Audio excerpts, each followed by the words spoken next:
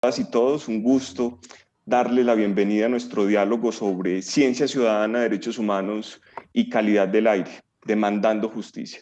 Mi nombre es Mauricio Madrigal y soy el director de la Clínica Jurídica de Medio Ambiente y Salud Pública de la Universidad de los Andes.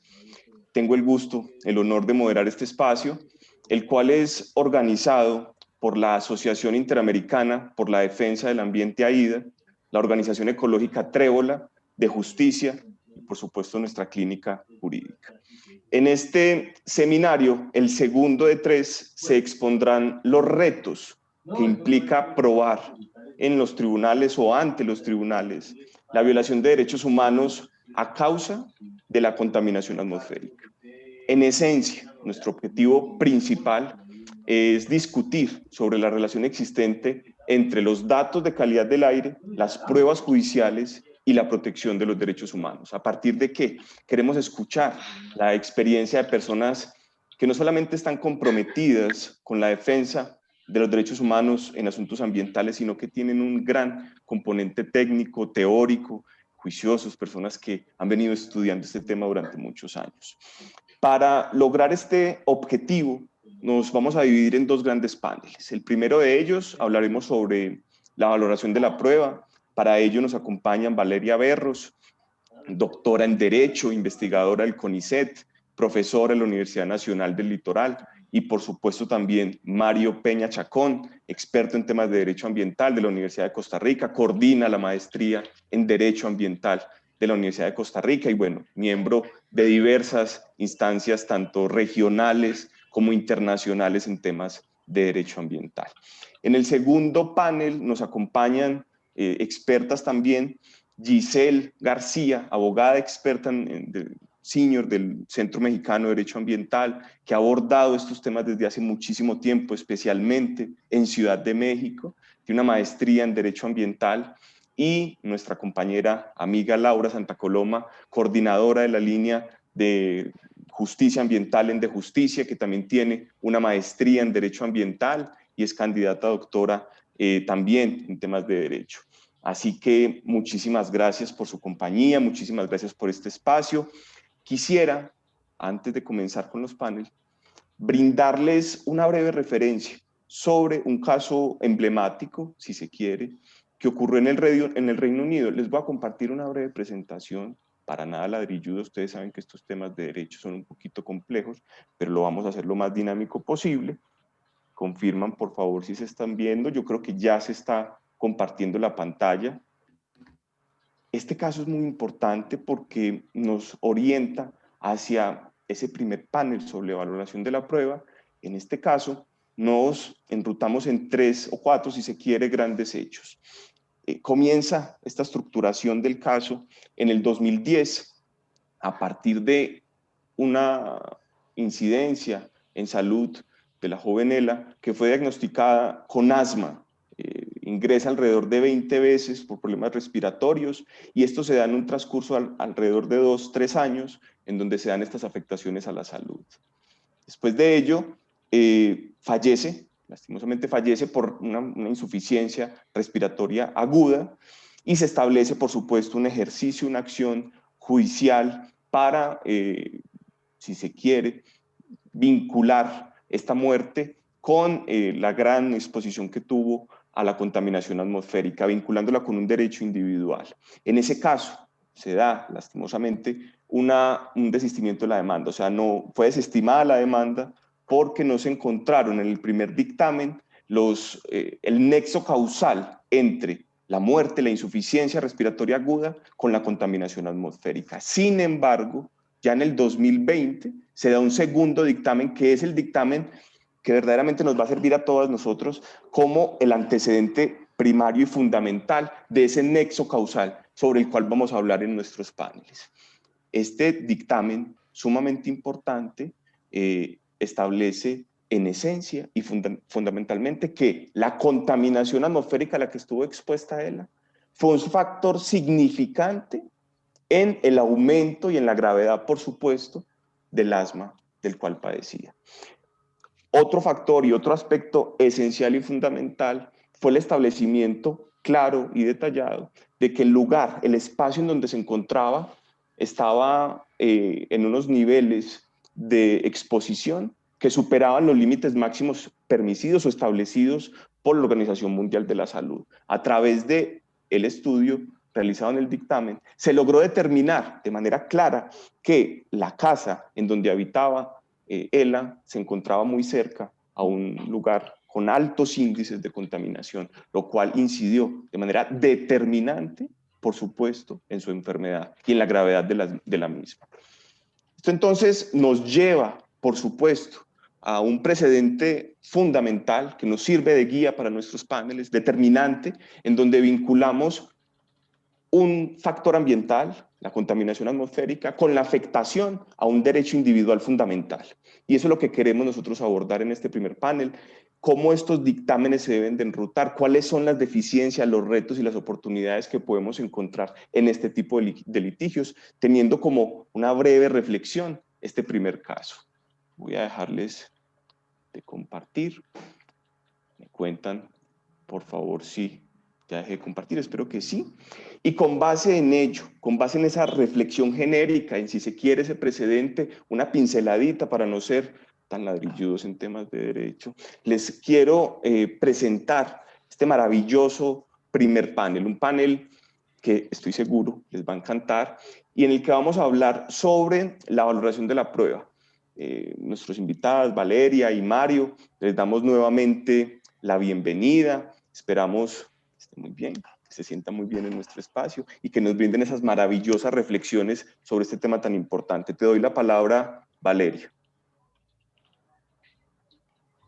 Hola, ¿qué tal? Buenos días a todos y a todas desde Argentina. Primero que nada, agradecerles la invitación.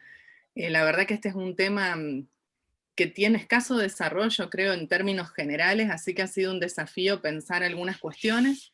Y se me ocurrió que una buena manera de pensarlos era seguir esas preguntas que aparecen en el programa, que creo que son un buen hilo conductor. Así que voy a ir trayendo las preguntas y viendo qué cuestiones se pueden asociar a cada una de ellas, si les parece bien que así organice. En primer lugar, aparece un tema que, bueno, recién Mauricio viene de traer a colación, que es el tema de la contaminación atmosférica y los derechos individuales. Acá, desde tal vez la tradición jurídica argentina, me permito un poco partir de lo que aquí se desarrolla. Nosotros en general, cuando analizamos los temas ambientales, tendemos a hacer como algunas clasificaciones de los temas, porque eso da lugar también a los regímenes legales aplicables. Entonces, cuando estamos en presencia de daños ambientales, tenemos por un lado los daños ambientales puros, ecológico puro que se les suele llamar acá, y luego tenemos los daños que son daños a la salud de las personas. Y es interesante ver cómo en la jurisprudencia nos encontramos con que plantear un caso de un modo o de otro modo tiene realmente mucha relevancia, porque eso nos lleva a un régimen legal que tiene que ver con el derecho ambiental o bien a otro que tiene más que ver con el derecho privado y el derecho más civil, por decirlo de alguna manera, que es donde se desarrolla el daño a la salud.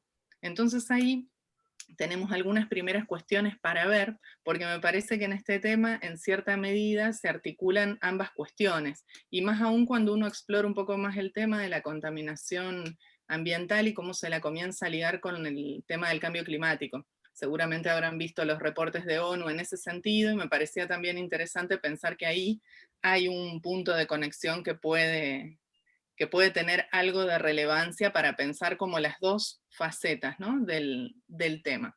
Incluso hay otro tema más que me parece interesante también para pensar en algún posible caso, que tiene que ver con lo que nosotros acá llamamos derechos supraindividuales homogéneos. Eso se suele ligar mucho a la tradición de los derechos de los consumidores y grandes grupos de personas afectadas por una misma causa. Creo que en este caso puede servir algo de lo que se analiza en ese sentido. Me parece que eso puede ser interesante, y bueno, después hay toda una serie de derivas importantes en relación a una u otra cosa. En Argentina nosotros no tenemos regulado el tema de los intereses supraindividuales homogéneos, pero hay toda una serie de jurisprudencia de la Corte que ya viene contorneando más o menos cómo eso funciona, y me parece interesante porque ahí también hay una cuestión de competencias que puede dar lugar a algún tipo de complejidad, sobre todo en los países donde tenemos niveles y jurisdicciones distintas a nivel local, provincial, nacional. Eso se me ocurría pensar respecto de este tema de los derechos individuales, si no estamos ante un caso que es muy complejo y que puede ser visto desde muchas aristas que están articuladas entre sí, pero que cuando uno define ir para un lado o para el otro, esa definición marca también buena parte del régimen legal y de los argumentos que uno después va a tener que tener en cuenta. Sobre todo, por ejemplo, cuando hay problemas en cuanto a las cuestiones probatorias, porque existen ciertas incertezas o ciertas controversias científicas que muchas veces pasa, ahí puede haber un problema porque, por ejemplo, nosotros aquí tenemos el principio precautorio dentro de la Ley General del Ambiente y cuesta un poco más a veces, esto no quiere decir que no se lo aplique en ese sentido, pero cuesta un poco más su aplicación en términos de salud humana. Entonces ahí también hay algo que en términos incluso hasta estratégicos es bueno ir mirando.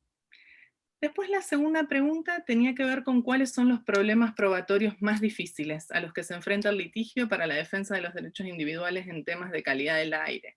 Ahí a mí se me ocurría pensar en dos temas principales. Uno es, bueno, la cuestión técnica y la visibilización del problema. Este no es un tema, si uno toma la agenda ambiental del momento, tal vez no sea uno de los temas que se encuentra dentro de, no sé, de los primeros que se mencionan, sino que más bien es un tema no tan visible, bueno, que también puede tener que ver con la propia invisibilización que tiene el problema en sí.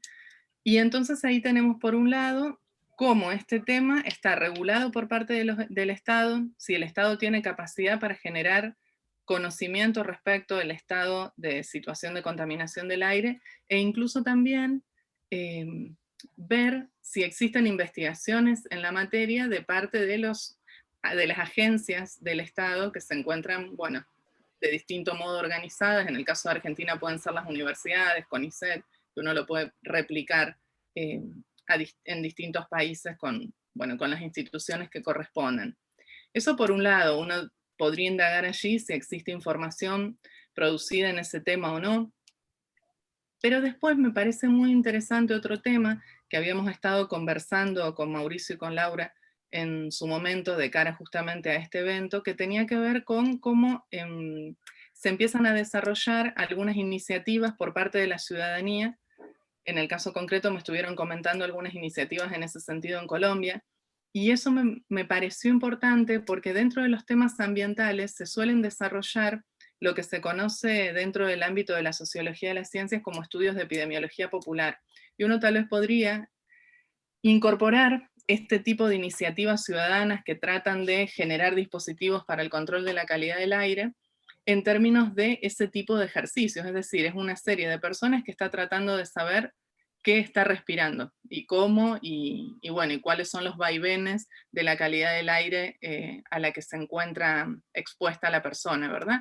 Eso no es único de este tema, sino que hay muchas experiencias en ese sentido, y de hecho aquí en Argentina tenemos bastante jurisprudencia ambiental que en el momento de construirse socialmente el caso como tal, se parte de mapas que realizan las propias poblaciones afectadas por un determinado problema. Por ejemplo, por poner un tema sobre la mesa, el tema de las fumigaciones. Es cada vez más corriente que existan mapas que realizan, que son construidos por las propias personas que viven en determinadas localidades afectadas por este problema, y ahí se plantea todo un tema que me parece que no es menor y es interesante, y que tiene que ver con cuál es el lugar de ese tipo de producción de saberes al interior de la toma de decisiones. En este caso, uno tendría que pensar, si lo pensamos desde el lado de, bueno, armemos el litigio, ¿cómo hacemos? Bueno, ¿cómo damos entidad a este tipo de formas de producir conocimiento que hoy en día se encuentran en plena circulación, podríamos decir, y muy asociadas a temas ambientales? Me parece que ahí hay un punto interesante. Y el lugar a donde hay que ir a mirar es a la vinculación entre derecho y ciencia.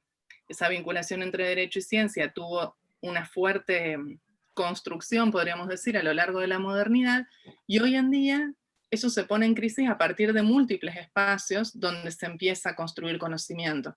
Y conocimiento de cara, por ejemplo, a construir argumentos sobre una demanda judicial posible. De hecho, en Argentina hay un antecedente que es bastante antiguo ya, podríamos decir, que fue el primer caso en el que se aplica el principio precautorio, que es un caso de una estación transformadora de energía eléctrica en una localidad que se llama Espeleta, en Buenos Aires. Y en ese caso, los vecinos y vecinas de la localidad construyeron un mapa, es un mapa muy famoso, se lo conoce como mapa de la muerte, e iban marcando allí las personas que estaban enfermas o que habían fallecido alrededor de la estación transformadora de energía eléctrica. ¿Cómo se le puede dar densidad probatoria a esto? Bueno, adjuntando toda una serie de certificados médicos, por ejemplo, entre otras alternativas, ¿no?, que uno podría tratar de ir construyendo. Pero bueno, en ese caso, ese mapa se encuentra muy vinculado con lo que finalmente fue la primera aplicación del principio de precaución en nuestro país. Y me parece que son experiencias no menores a tener en cuenta, sobre todo cuando estamos en una situación, no me animo a generalizar, pero podríamos decir que no es una situación muy robusta en términos de producción de información de parte del Estado en sus distintos niveles sobre este tema. Entonces, cuando estamos en esa situación y si tampoco tenemos demasiada investigación local en la materia, parece bastante interesante poder pensar en la posibilidad de encontrar estas otras alternativas y de darles cierta solidez, hacerlas más robustas. Y para eso hay todo un andamiaje muy interesante que repiensa la relación derecho y ciencia a partir de la sociología de las ciencias, o en su versión más local, más latinoamericana, los estudios de ciencia, tecnología y sociedad. Ahí hay muchos argumentos para tomar para poder construir esto y construir también esa manera de pensar la relación de causalidad. Nosotros aquí tenemos una forma de pensar la causalidad que es una manera muy moderna, si se quiere, ya que venimos hablando de esto, que es la relación de causalidad adecuada. Esa relación de causalidad adecuada se vincula con la idea de regularidad, es decir, lo que normalmente sucede según el curso ordinario de las cosas. Bueno, para eso yo necesito poder probar esa regularidad. Y por lo tanto ahí voy a necesitar esas mediciones, voy a necesitar ciertos resultados, y también puedo hacer más robusto todo eso, sobre todo en los casos donde esa información puede ser un poco más precaria, por ponerle algún nombre.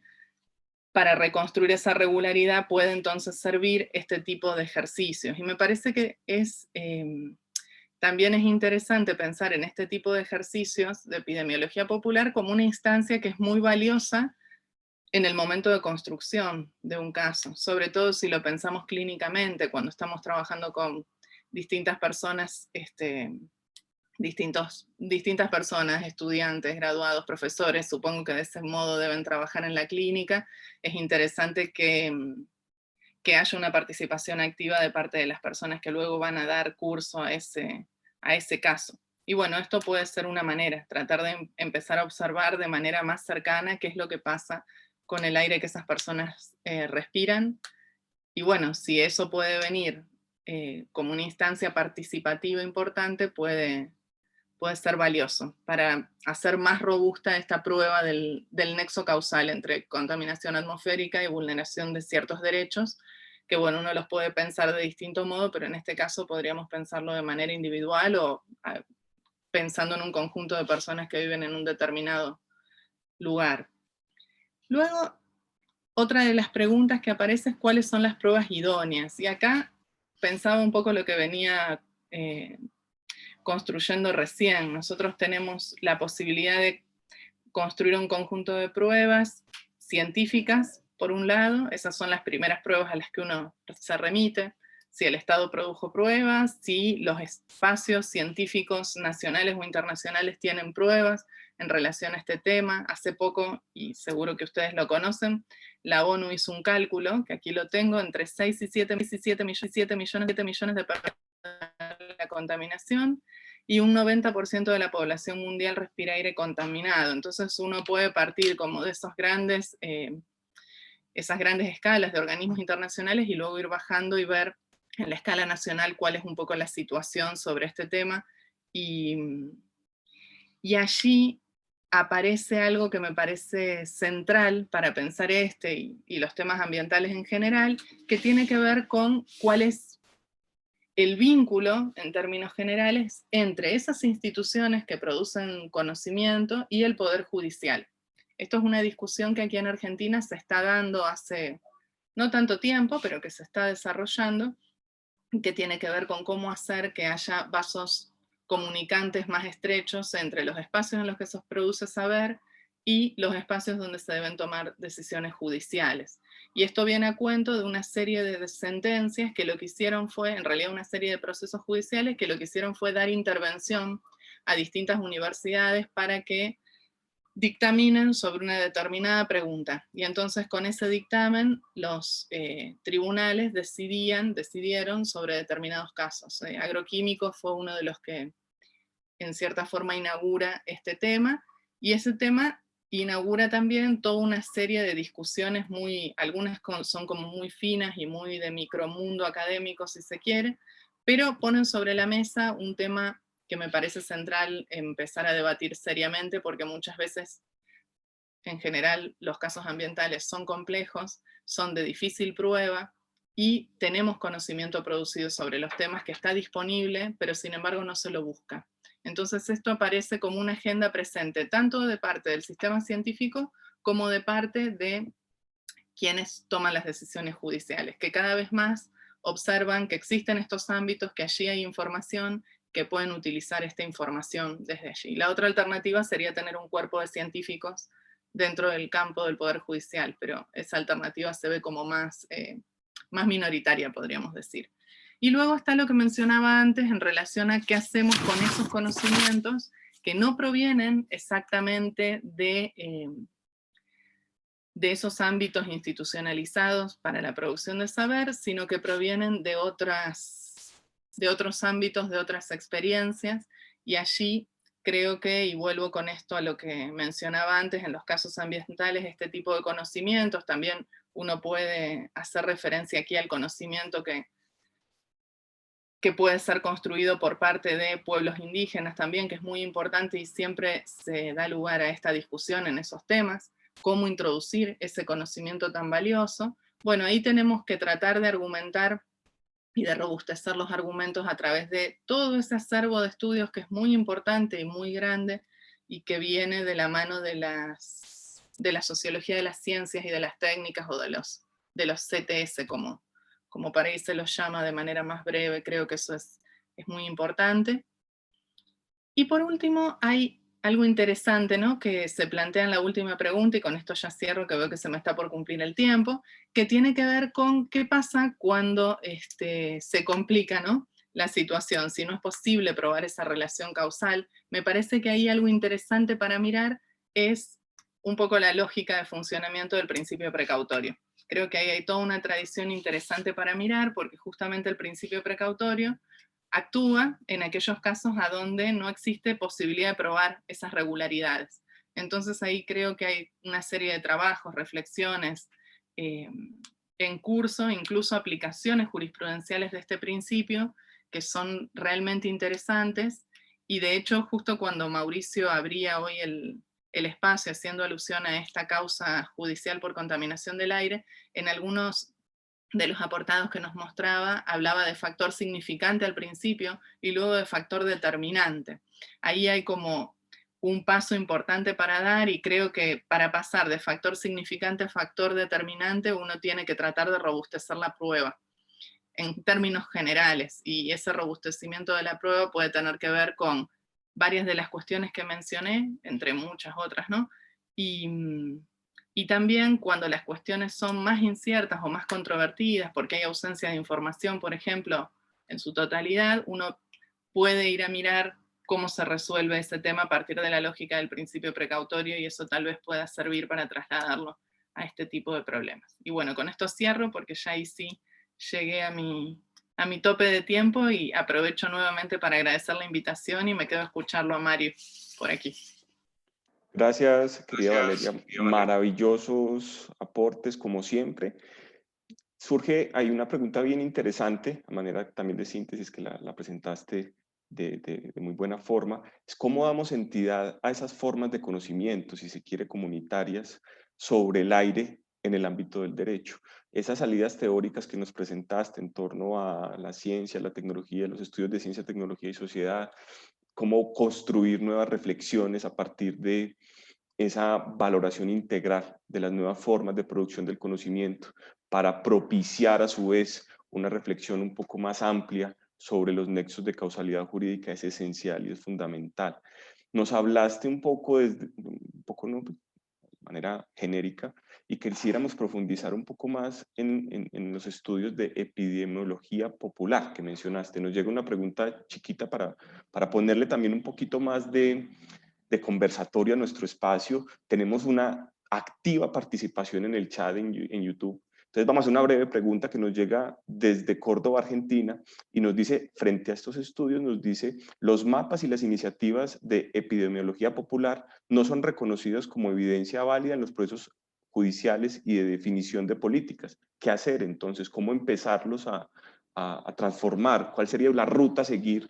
También desde ese rol que tienes, Valeria, académico, pero también una academia comprometida. ¿Qué sugerencias? ¿Cómo podemos empezarnos a articular ahí? Muchas gracias por la pregunta. Bueno, de hecho, en Córdoba, Argentina, hay un mapa que fue realizado por las madres de Barrio Ituzaingó, muy comprometidas ellas con el tema de fumigaciones, entre otros problemas ambientales que tienen en la zona. Y sí, es cierto que es muy complejo que dentro de los procesos judiciales tomen esta prueba así como tal. Sin embargo, me parece que es muy importante en términos estratégico, si se quiere, empezar a robustecer esto. Y para robustecer estas pruebas yo creo que hay que ir por el lado de tomar los insumos que dentro del ámbito de la sociología de la ciencia, que es la que indaga un poco, bueno, cómo es que la ciencia funciona, cómo es que la ciencia en realidad no es tan objetiva como nosotros pensábamos que era modernamente, esto todo entre comillas, ¿no? Pero es un poco las grandes preguntas que se van haciendo en ciencia, tecnología y sociedad. Si eso efectivamente es así y nos encontramos con que cada vez existen problemas ambientales sobre los que hay controversias científicas muy grandes, si yo estoy dentro del campo de una gran controversia científica que divide, no sé, a 3 sectores del ámbito científico, una manera de robustecer ese sector, que a mi modo de ver como argumentador o argumentadora de un litigio judicial es lo que efectivamente está sucediendo, porque así lo demuestran esos ejercicios, yo puedo tratar de presentarlo de esa manera. Diciendo, bueno, está esta controversia. Muchas veces lo que sucede es que no se reconstruyen las controversias, sino que simplemente se toma algún sector de ellas. Bueno, uno podría ordenar un poco mejor el asunto y decir, bueno, científicamente se dice, están todas estas posiciones, sin embargo, esta posición empieza a ser mayoritaria y yo tengo estas pruebas que tienen que ver con estos ejercicios de epidemiología popular. No quiere decir que por ello jueces y juezas los vayan a aceptar, porque aparte también hay todo un tema, incluso hasta de formación, yo creo en un punto, que tiene que ver con pensar que solamente el conocimiento se produce en un determinado lugar y que no existe posibilidad de producir conocimiento comunitariamente. Sin embargo, creo que hay que insistir en ese sentido, e insistir también en que hoy por hoy el conocimiento científico también es objeto de una serie de críticas y de una serie de cuestiones que hacen también que sea muy valioso que existan otras maneras de poder mirar un determinado problema, ya sea a través de ejercicios de epidemiología popular o a través de otro tipo de construcciones.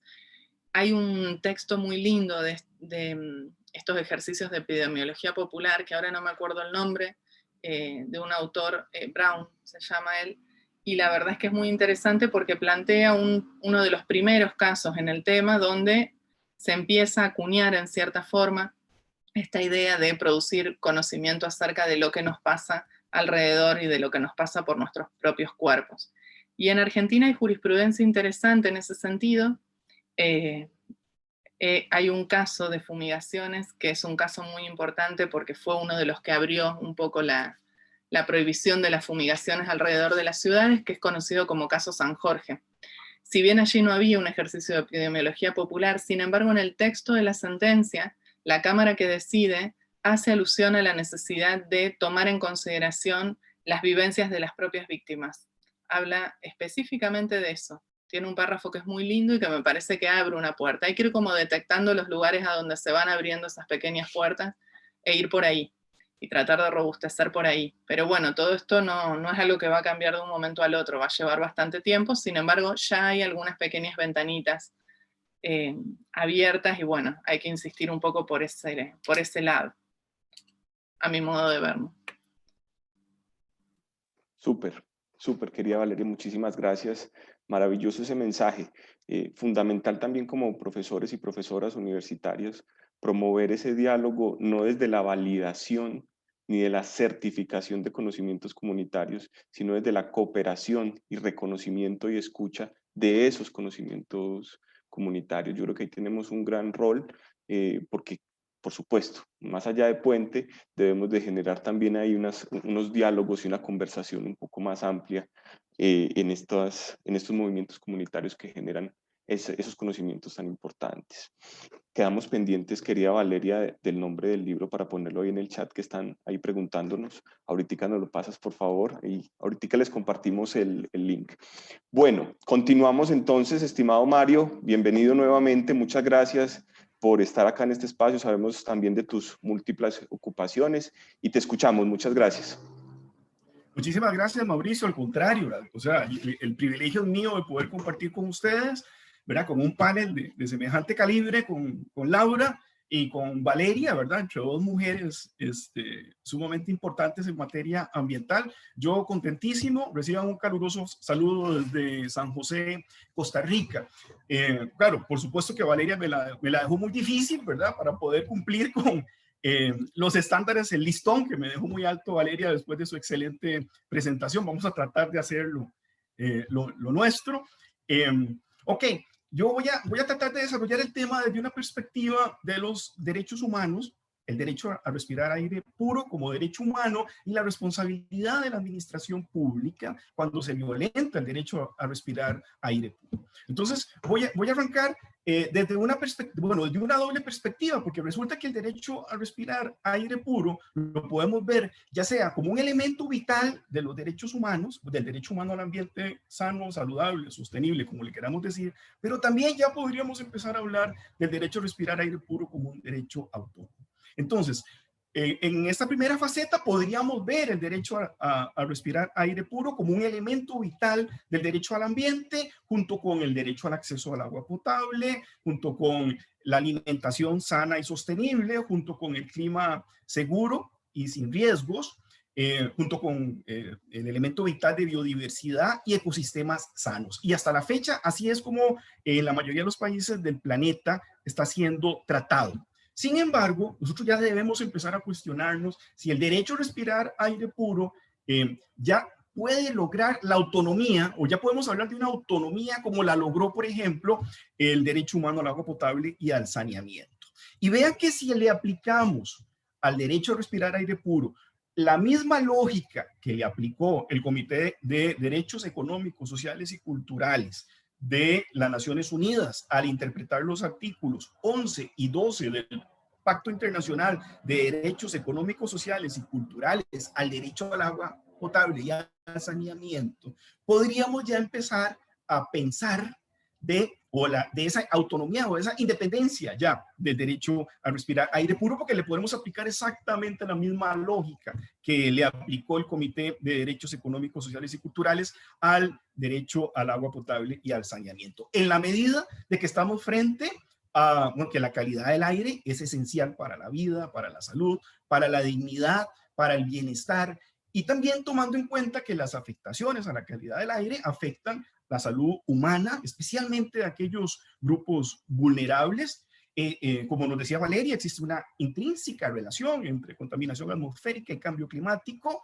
La calidad del aire afecta a la agricultura, la calidad del aire afecta la biodiversidad y los ecosistemas. Y aquí no quiero dejar pasar la ocasión para que reflexionemos, porque de acuerdo a la opinión consultiva 23 de la Corte Interamericana y de la reciente, bueno, reciente digo yo, año 2020, sentencia Comunidad La Cajonja contra Argentina, la Corte Interamericana nos deja claro que el derecho al ambiente, ¿verdad? Y en este caso, si nosotros hablamos ya de autonomía, del derecho a respirar aire puro, tiene como destinatarios tanto a los seres humanos como a los no humanos, o sea, a todas aquellas especies con las cuales compartimos el planeta. Bajo esta lógica, el derecho a respirar aire puro también tendría como destinatario, además de los seres humanos del presente, generaciones presentes y futuras, también a las demás especies con las cuales compartimos el planeta. Estaríamos frente a un derecho humano que tiene afectaciones, perdón, sí, el derecho, la calidad del aire tiene afectaciones sobre sobre un universo de derechos humanos, ¿verdad? Ya no solo el derecho humano al ambiente, sino también el derecho a la vida, sobre el derecho a la salud, sobre el derecho al agua, sobre el derecho a la alimentación, sobre el derecho a la vivienda y sobre el derecho al nivel de vida adecuado, al menos. Y aquí es importante recordar que en enero del 2019, el relator de Naciones Unidas para el derecho sobre derechos humanos y medio ambiente, en este caso fue el señor Boyd, rindió un informe al Comité de Derechos Humanos de las Naciones Unidas precisamente sobre el derecho a respirar aire puro, ¿ok? Y él nos hace toda en su informe, que los invito a buscar en la página web del relator o de la Relatoría de Derechos Humanos y Medio Ambiente de las Naciones Unidas, clasifica las obligaciones que tienen los estados respecto a este derecho humano. ¿Ok? Y esas obligaciones se pueden clasificar en obligaciones sustantivas, obligaciones procesales y obligaciones especiales. Estas últimas son en relación a poblaciones en vulnerabilidad. En cuanto a las obligaciones procesales o procedimentales, el relator de Naciones Unidas nos dice que los estados están obligados a promocionar la educación y la concientización pública para la tutela de este derecho humano, la prestación de acceso a la información, la salvaguarda de las libertades de expresión, asociación, reunión, el fomento a la participación pública en la evaluación de proyectos, políticas y decisiones, en este caso que tengan que ver con la calidad del aire, y por supuesto, y este es el que nos vamos nosotros también a focalizar ahora más adelante, en el establecimiento de vías de recursos asequibles y sin demoras para la tutela de este derecho humano. En relación a las obligaciones sustantivas, el relator de Naciones Unidas nos recuerda que los estados no deben violar el derecho a respirar aire puro con actos cometidos por ellos mismos, ¿verdad? Por el propio estado. Y aquí podríamos empezar a imaginarnos, ¿verdad? El estado brindando el servicio público, no sé, de electricidad, quemando búnker, ¿verdad? O quemando petróleo, ¿verdad? Y la contaminación atmosférica que ello genera en las zonas aledañas. Los estados deben proteger ese derecho frente a violaciones cometidas por terceros, especialmente las empresas. Y aquí empezamos a imaginarnos esos deberes de control, fiscalización y sanción que tienen los estados respecto a las actividades, obras o proyectos que puedan generar contaminación o afectar la calidad del aire. Los estados deben establecer, aplicar y hacer cumplir leyes, políticas y programas para hacer efectivo este derecho humano. Y aquí también existe, como vamos a ver más adelante, la responsabilidad de los estados cuando emiten normas jurídicas que no se ajustan a las reglas unívocas de la ciencia y la técnica, y tenemos normas sobre emisiones atmosféricas y de emisiones atmosféricas que ni siquiera cumplen con los estándares mínimos que recomienda la Organización Mundial para la Salud. Y por último, los estados también tienen el deber de que esas leyes, políticas y programas no sean discriminatorias ni contengan medidas de carácter regresivo. Y aquí es importante el tema de las obligaciones estatales de no regresión en materia de derechos humanos. 7 son las principales o específicas obligaciones que nos ofrece el relator en su informe del 2019 respecto al aire puro, ¿verdad? Al derecho a respirar un aire puro. Los estados están obligados, según el relator, a vigilar la calidad del aire y sus efectos en la salud, evaluar las fuentes de contaminación atmosférica, poner a disposición del público la información, incluidos los avisos de salud pública, establecer legislación, reglamentos, normas y políticas sobre la calidad del aire, elaborar planes de acción sobre la calidad del aire a nivel local, nacional y, de ser necesario, a nivel regional, aplicar un plan de acción sobre la calidad del aire y hacer cumplir las normas, evaluar los progresos realizados y, de ser necesario, fortalecer el plan para asegurar que se cumplan con las normas. Vean que todas se tratan de obligaciones estatales que nosotros como ciudadanos, y que son obligaciones en materia de derechos humanos, ¿verdad? Entonces, aquí se nos abre la posibilidad de acudir a través del derecho al acceso a la justicia, precisamente a reclamarle al Estado todas estas obligaciones que son tanto activas como omisivas. Por último, el relator nos habla de las obligaciones especiales, ¿ok? Y aquí debemos tener en cuenta que las afectaciones a la calidad del aire afecta en mayor medida a las poblaciones vulnerables. Y aquí cuando hablamos de poblaciones vulnerables, hablamos de las mujeres, los niños, los adultos mayores, las minorías, los pueblos indígenas, las personas en pobreza, las personas con patologías preexistentes, especialmente aquellas enfermedades respiratorias, enfermedades cardíacas y por supuesto los que no podemos nunca dejar por fuera ahora, los defensores de los derechos humanos.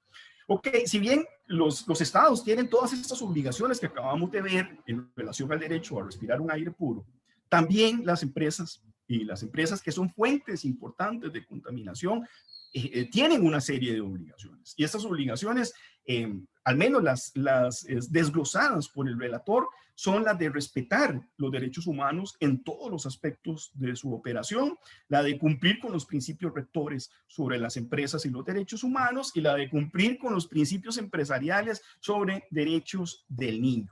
En el caso nuestro nos vamos a focalizar en los próximos 10 minutos, que creo que me quedan de tiempo, en las obligaciones que tienen los estados en materia de hacer cumplir y hacer efectivo el derecho a respirar un aire puro, un aire limpio.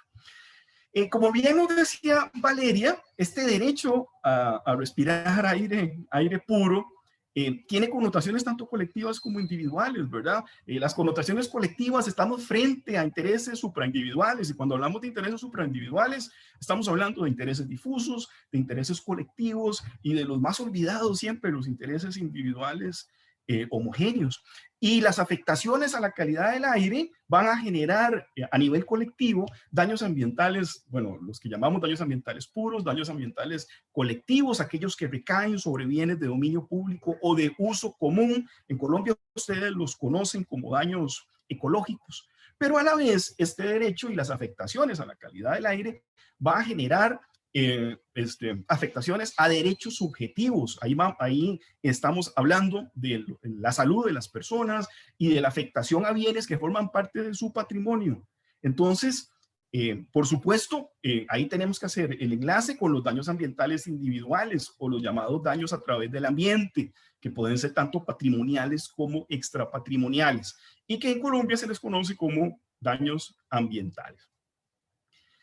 La responsabilidad, entonces, focalicémonos en la responsabilidad de la administración pública para hacer cumplir este derecho y las vías que tenemos para hacer esos reclamos.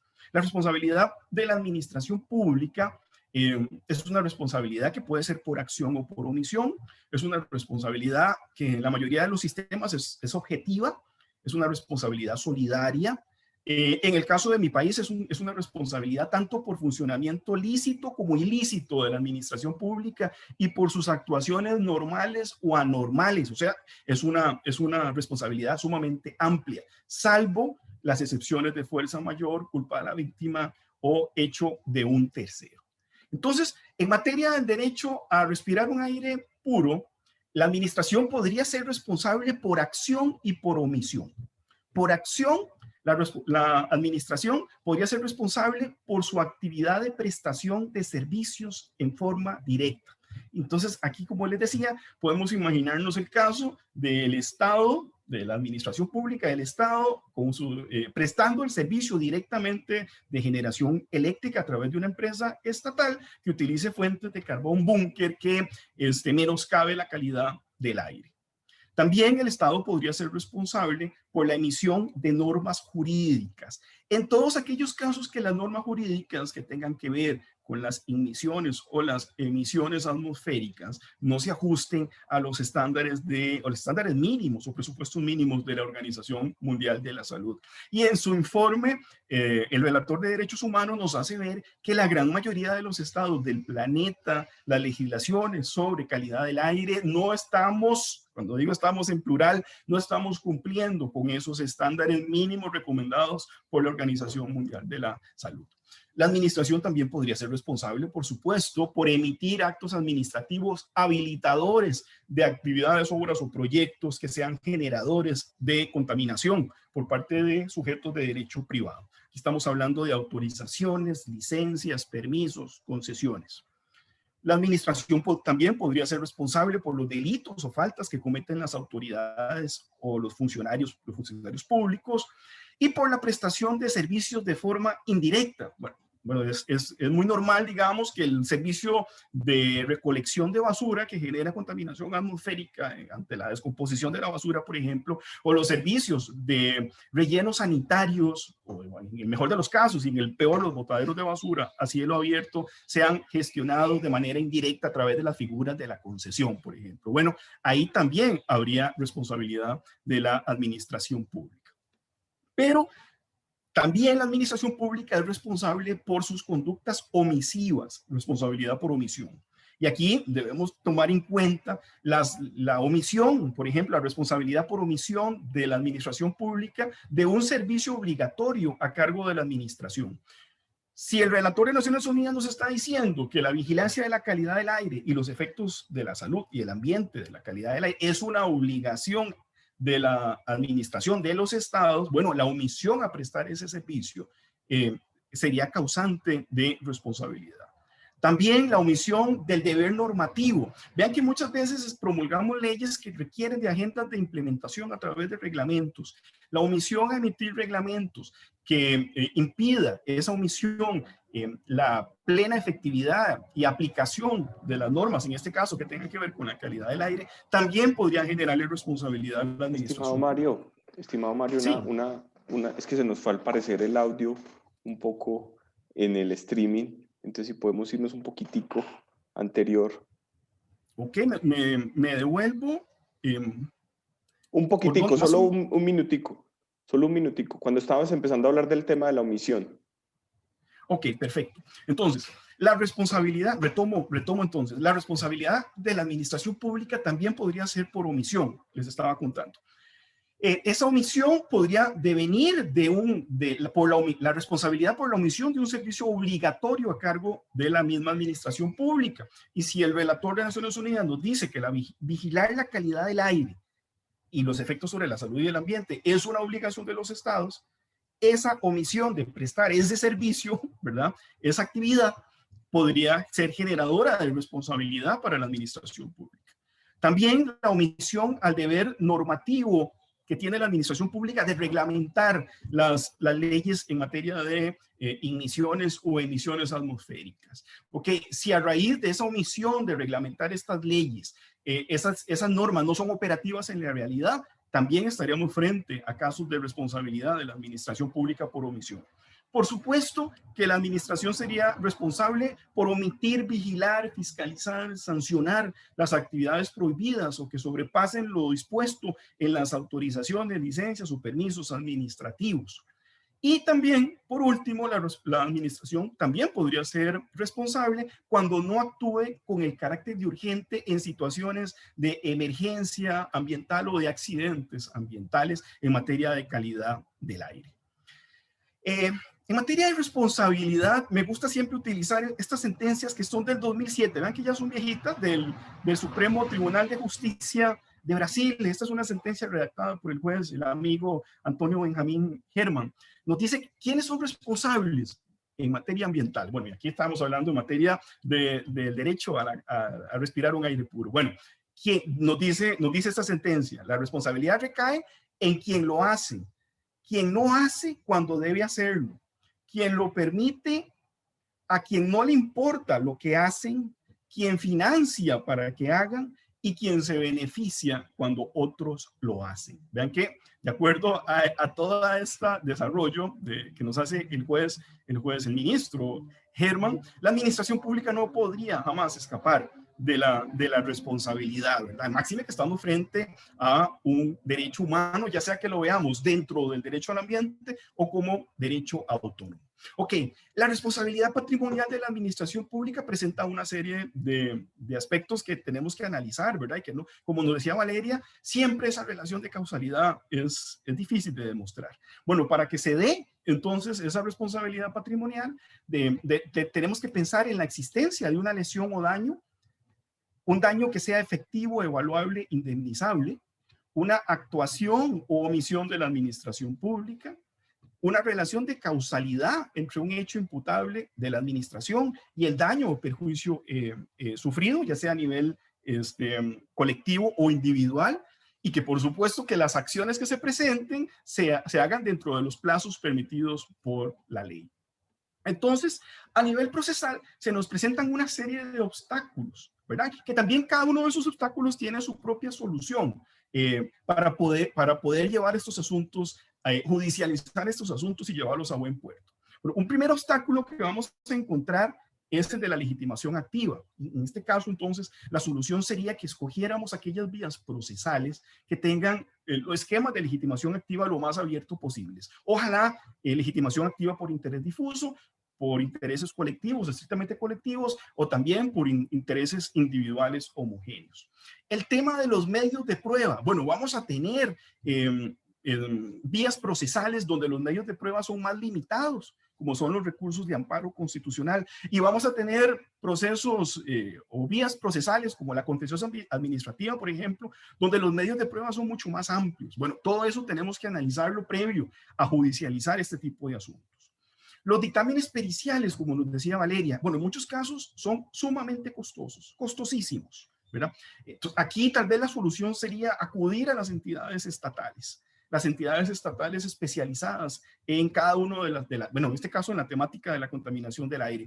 Esos dictámenes emitidos por la administración pública gozan de una presunción, bueno, por estas entidades especializadas deberían gozar de una presunción iuris tanto. En materia de la carga de la prueba, como obstáculo, bueno, debemos acudir a la inversión de la carga de la prueba o al menos a la carga dinámica de la prueba, como nos insta Escazú. En materia de valoración de la prueba, bueno, el obstáculo de la valoración de la prueba, la solución sería acudir a la sana crítica racional, especialmente en la aplicación, como nos decía Valeria, de los principios precautorio y el indubio pro natura, ¿verdad? Cuando la duda ya no sea científica, sino más bien jurídica. Otro obstáculo podría ser la relación de causalidad. Bueno, la solución sería la responsabilidad objetiva, como opera ya en muchísimos de los países de nuestra región.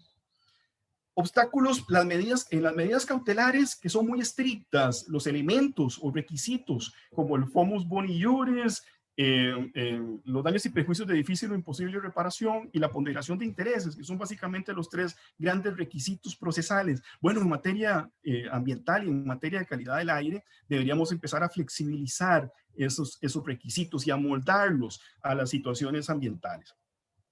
La determinación de las medidas de restauración y compensación, ¿verdad? Bueno, aquí debemos acudir, el juez deberá acudir a los expertos técnicos y acudir a la ciencia y a la técnica para que esa restauración y compensación en estos litigios lleguen a buen puerto. En materia de fijación de indemnizaciones por los daños ambientales individuales, bueno, el juez es el perito de peritos, sin embargo, tendrá que hacerse acompañar de peritajes, probablemente de actuarios matemáticos que le permitan llevar las indemnizaciones por daños ambientales patrimoniales y extrapatrimoniales de carácter individual, a raíz de las afectaciones a los derechos subjetivos de las personas que se vieron afectadas por contaminación al aire. En materia de control, fiscalización y vigilancia de las sentencias, que es donde más estamos fallando, bueno, ahí tendremos que acudir a los mecanismos de seguimiento y, por supuesto, a las ejecuciones de sentencia. Las condenas incostas, vean que este es otro de los obstáculos mayores que nos podemos encontrar al litigar, cuando estamos litigando a favor del interés público, en este caso el interés público ambiental. Aquí tal vez la solución podría ser la exoneración por parte de los jueces de las condenas en costas en casos de litigios de buena fe, especialmente cuando las personas están litigando a favor de un interés difuso, a favor del interés público ambiental. Y el patrocinio letrado, ese es otro de los obstáculos, ¿ok? Bueno, el patrocinio letrado, tratándose la materia ambiental de una materia la materia procesal ambiental en una materia procesal social, deberíamos empezar ya a pensar en los temas del patrocinio legal gratuito, como lo tienen otras jurisdicciones que también forman parte de este derecho procesal social, como es la materia de familia, como es la materia laboral, como es la materia, bueno, la materia penal también goza y la materia agraria, por ejemplo, gozan de patrocinio, al menos en mi país, de patrocinio legal gratuito. Bueno, para ir para ir cerrando, porque ya me doy cuenta que estoy pasado de tiempo, ¿verdad?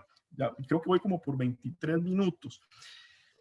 Para ir concluyendo, podríamos decir que al igual que como está sucediendo con los actuales litigios climáticos, el futuro de los litigios sobre calidad del aire van a estar inexorablemente ligados a los mecanismos procesales para la tutela de los derechos humanos, siendo las cortes constitucionales y de derechos humanos las llamadas a su tutela efectiva, ¿verdad? Y aquí no podemos olvidarnos lo que nos decía el relator de las Naciones Unidas respecto a las obligaciones procedimentales de los estados. Pues una de esas obligaciones procesales es precisamente la del establecimiento de vías de recurso asequibles y sin demoras para la tutela del derecho a respirar un aire puro. Y aquí nada más me remito entonces al artículo 25 de la Convención Americana de Derechos Humanos, que nos dice que toda persona tiene derecho a un recurso sencillo y rápido o a cualquier otro recurso efectivo ante los jueces o tribunales que le ampare contra los actos que violenten sus derechos fundamentales reconocidos en la Constitución, en la presente convención, la Convención Americana de Derechos Humanos, aun cuando tal violación sea cometida por personas que actúen en ejercicio de sus funciones oficiales. Entonces tenemos que hacer esa relación inexorablemente, como les decía, entre los litigios en materia de calidad del aire con los litigios a favor de los derechos humanos. Y cuando hablamos de litigios a favor de derechos humanos, debemos contar con recursos o vías procesales sencillas y rápidas que nos permitan de manera célere, expedita y efectiva la tutela de, en este caso, de un derecho fundamental, un derecho convencional, un derecho constitucional como es el derecho al ambiente y su componente que sería el derecho a gozar, a respirar aire puro. Y ya no te robo más minutos porque creo que ya me pasé por mucho. No, estimado Mario, te puedes pasar todo lo que quieras. Eso, más que unas reflexiones, fue una clase. Estamos maravillados, por supuesto, con esta experiencia que nos brindas, porque vincula de manera muy exacta y precisa unos aportes teóricos, por supuesto, con unos conocimientos prácticos y que nos van a permitir ir ya entrando en estos casos de estudio de México y Colombia, que ahí vamos a tener una discusión también bien interesante. Hay un punto de partida que tocaste en tu presentación de una manera muy asertiva y es esa misma lógica que se puede identificar entre los derechos humanos al agua potable y al saneamiento con el derecho al aire limpio. Eso es fundamental, ese punto de partida, esa reflexión inicial que brindas, porque también lo enlazas con, por supuesto, la dignidad humana y la calidad de vida como esos ejes estructurantes también del agua y en este caso del aire limpio. Fundamentales también las reflexiones muy claras sobre esas obligaciones principales que tenemos, tanto sustantivas, tenemos, digo, en general, estados, empresas, todos, sustantivas, procedimentales y especiales. Fantástica esa clasificación y esa especificidad en aquellos grupos en situación de vulnerabilidad, los cuales también son destacados por el Acuerdo de Escazú, que considero en este momento un criterio de interpretación fundamental para el sistema interamericano de derechos humanos y ahora, a partir del 22 de abril, ya que entrará en vigor, pues por supuesto, un instrumento fundamental vinculante para la región. Ahí en el espaciecito que tuvimos, que se nos fue el audio, y recordemos que tenemos muy activo el chat y todo, nos quedó como un poquitico de vacío o no se escuchó, pues yo sí escuché perfectamente, pero por supuesto tenemos una audiencia maravillosa. El tema de las obligaciones de las empresas en materia de calidad del aire. De pronto si podemos hacer una breve síntesis ahí y dos pequeñas preguntitas que si se quiere también reflexiones, para cerrar un poco este primer panel, recogiendo los aportes que tenemos en el chat y todo, nos brindan, en esencia, recogiendo estos aportes, nos dicen, bueno, maravilloso porque este aporte del relator y todas estas recomendaciones que nos brindan del relator son esenciales, son muy claras, son muy específicas también. Sin embargo, volvemos al tema del derecho internacional ambiental suave, de ese derecho internacional no vinculante. Entonces, ¿qué estrategia podemos seguir en los ámbitos locales para poder promover la integración de esas obligaciones? ¿Qué nos recomiendas en los diferentes niveles, académico, de incidencia? Y ya por último, yo ahorita te hago el resumen de las preguntas, tranquilo. ¿Cómo, o si es posible, mejor dicho, hablar de responsabilidad compartida entre los estados, al tratarse la contaminación atmosférica de un problema que trasciende las fronteras. Entonces, te repito un poco, clave y sin duda hacer esa síntesis de las obligaciones de las empresas de manera pues breve, que tú lo tienes muy claro, y el tema de la vinculatoriedad de las recomendaciones. Por último, la última preguntita, ¿cómo es posible hablar de responsabilidad transfronteriza, si se quiere, en términos de calidad del aire? Ok, perfecto, Mauricio. Rápidamente, el relator de Naciones Unidas en su informe de enero del 2019 no solo le achaca responsabilidades y obligaciones a los estados, sino que también tiene clarísimo que las empresas son fuente importante de contaminación atmosférica. ¿Okay? Bueno, entonces las empresas tampoco escapan a las obligaciones en materia de derechos humanos, ¿verdad? Esta es la línea que ha venido siguiendo las Naciones Unidas al desarrollar el tema de los derechos humanos. Lo vemos en los ODS, por ejemplo, ¿verdad? Que tal vez ahí es donde lo vemos más claramente. Son tres las grandes obligaciones que establece el relator, o al menos recopila. La primera obligación de las empresas sería respetar los derechos humanos en todos sus aspectos de sus operaciones. Es como una obligación, la obligación más general, ¿verdad? Y estamos hablando de derechos laborales, en este caso de derechos ambientales y derechos sociales. La segunda obligación que él ve y que está dentro del sistema de Naciones Unidas y que por supuesto son obligaciones, como decías vos, Mauricio, de soft law, la de cumplir con los principios rectores sobre empresas y los derechos humanos, que las Naciones Unidas le han puesto gran énfasis al tema empresas y derechos humanos. Y también se cuenta con una declaración, ¿verdad? Con una serie de principios que también son de soft law, por supuesto, del sistema de Naciones Unidas, que se llaman derechos del niño y los principios empresariales. Bueno, estas tres grandes obligaciones son las que recopila el relator en su informe. Luego me paso de pregunta y me voy a la última porque la verdad es que ya no me acuerdo de la anterior. Ok, como bien nos decía Valeria, bueno, están de por medio cuando hablamos de la calidad del aire una serie de tratados internacionales vinculantes. Ven que Valeria nos hablaba de la vinculación entre cambio climático y calidad del aire. Bueno, hay una serie de gases de efecto invernadero que a la vez afectan la calidad del aire, el CO2, el monóxido de carbono también, ¿verdad?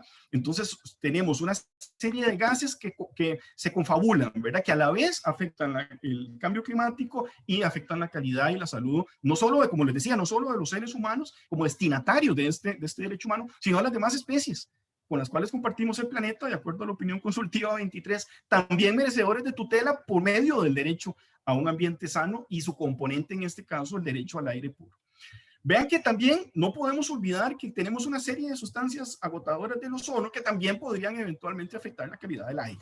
Entonces tenemos también el convenio Montreal, estamos hablando de París, estamos hablando del convenio de Naciones Unidas sobre el cambio climático. Tenemos una serie de sustancias como las sustancias contaminantes, ¿cómo se llaman? Los COPs, los contaminantes orgánicos persistentes, que tienen su propio tratado internacional, el Tratado de Estocolmo, que es de hard law y que por supuesto implican una serie o conllevan para los estados y para los particulares una serie de obligaciones específicas que podrían estar entrelazadas, ¿verdad?, con las obligaciones relacionadas con la calidad del aire. Entonces, no solo debemos focalizarnos en estas declaraciones de soft law o estos principios que se desarrollan, ¿verdad? Que en principio no son vinculantes, aunque, digamos, en países como el mío, la jurisprudencia constitucional desde los años 90 no ha hecho ninguna distinción entre soft y hard law y ha declarado la inconstitucionalidad muchas veces y la inconvencionalidad de muchas normas jurídicas por violentar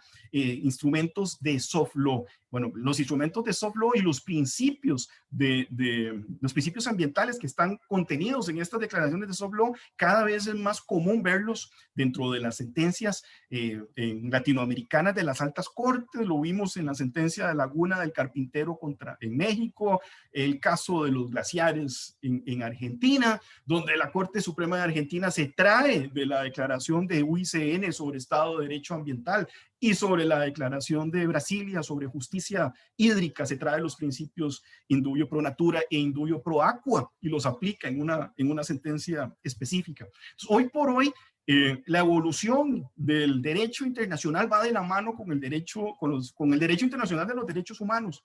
Ve Mauricio, por ejemplo, que la Corte Interamericana nos dejó muy claro que el derecho internacional ambiental hoy por hoy ya forma parte del corpus iure interamericano, ¿verdad? Y esto no es poca cosa, ¿verdad? Esto se trata de la integración del derecho internacional y del derecho internacional de los derechos humanos. Están todos metidos ya dentro de una misma bolsa. Y así es como tenemos que aplicarlos tanto a nivel interamericano, ¿verdad? Del sistema interamericano de derechos humanos, como a nivel de cada uno de nuestros países, a lo interno.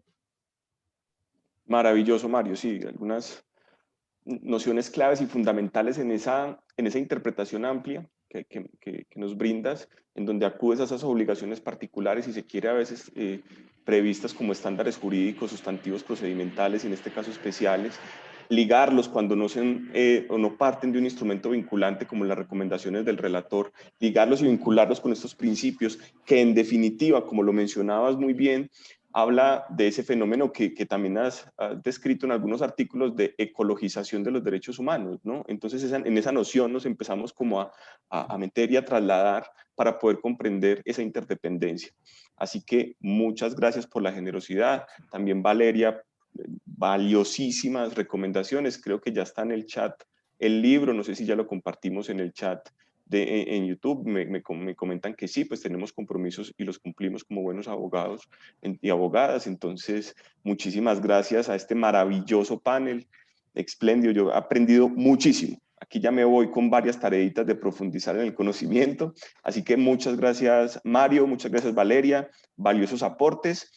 Y vamos entonces continuando con nuestro segundo panel, con dos mujeres destacadísimas, con unas experiencias muy valiosas en el contexto colombiano y mexicano. Vamos a iniciar con el contexto mexicano, con nuestra querida Giselle. Te doy la palabra. Muchísimas gracias por tu asistencia, por tu generosidad. Gracias. Muchísimas gracias, Mauricio.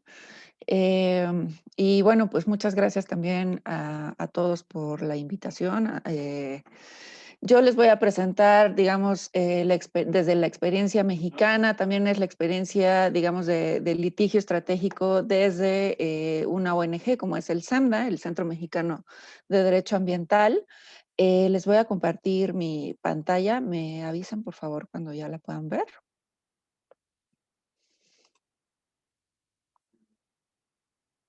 Perfecto. ¿Ya se ve? Sí. Perfecto. Bueno, tengo solo 20 minutitos, entonces voy a intentar ser lo más rápida para exponer este caso que tiene como muchas especificidades, muchas cosas técnicas. Y bueno, ya si quedaran dudas, me las pueden hacer, me pueden hacer las preguntas que quieran.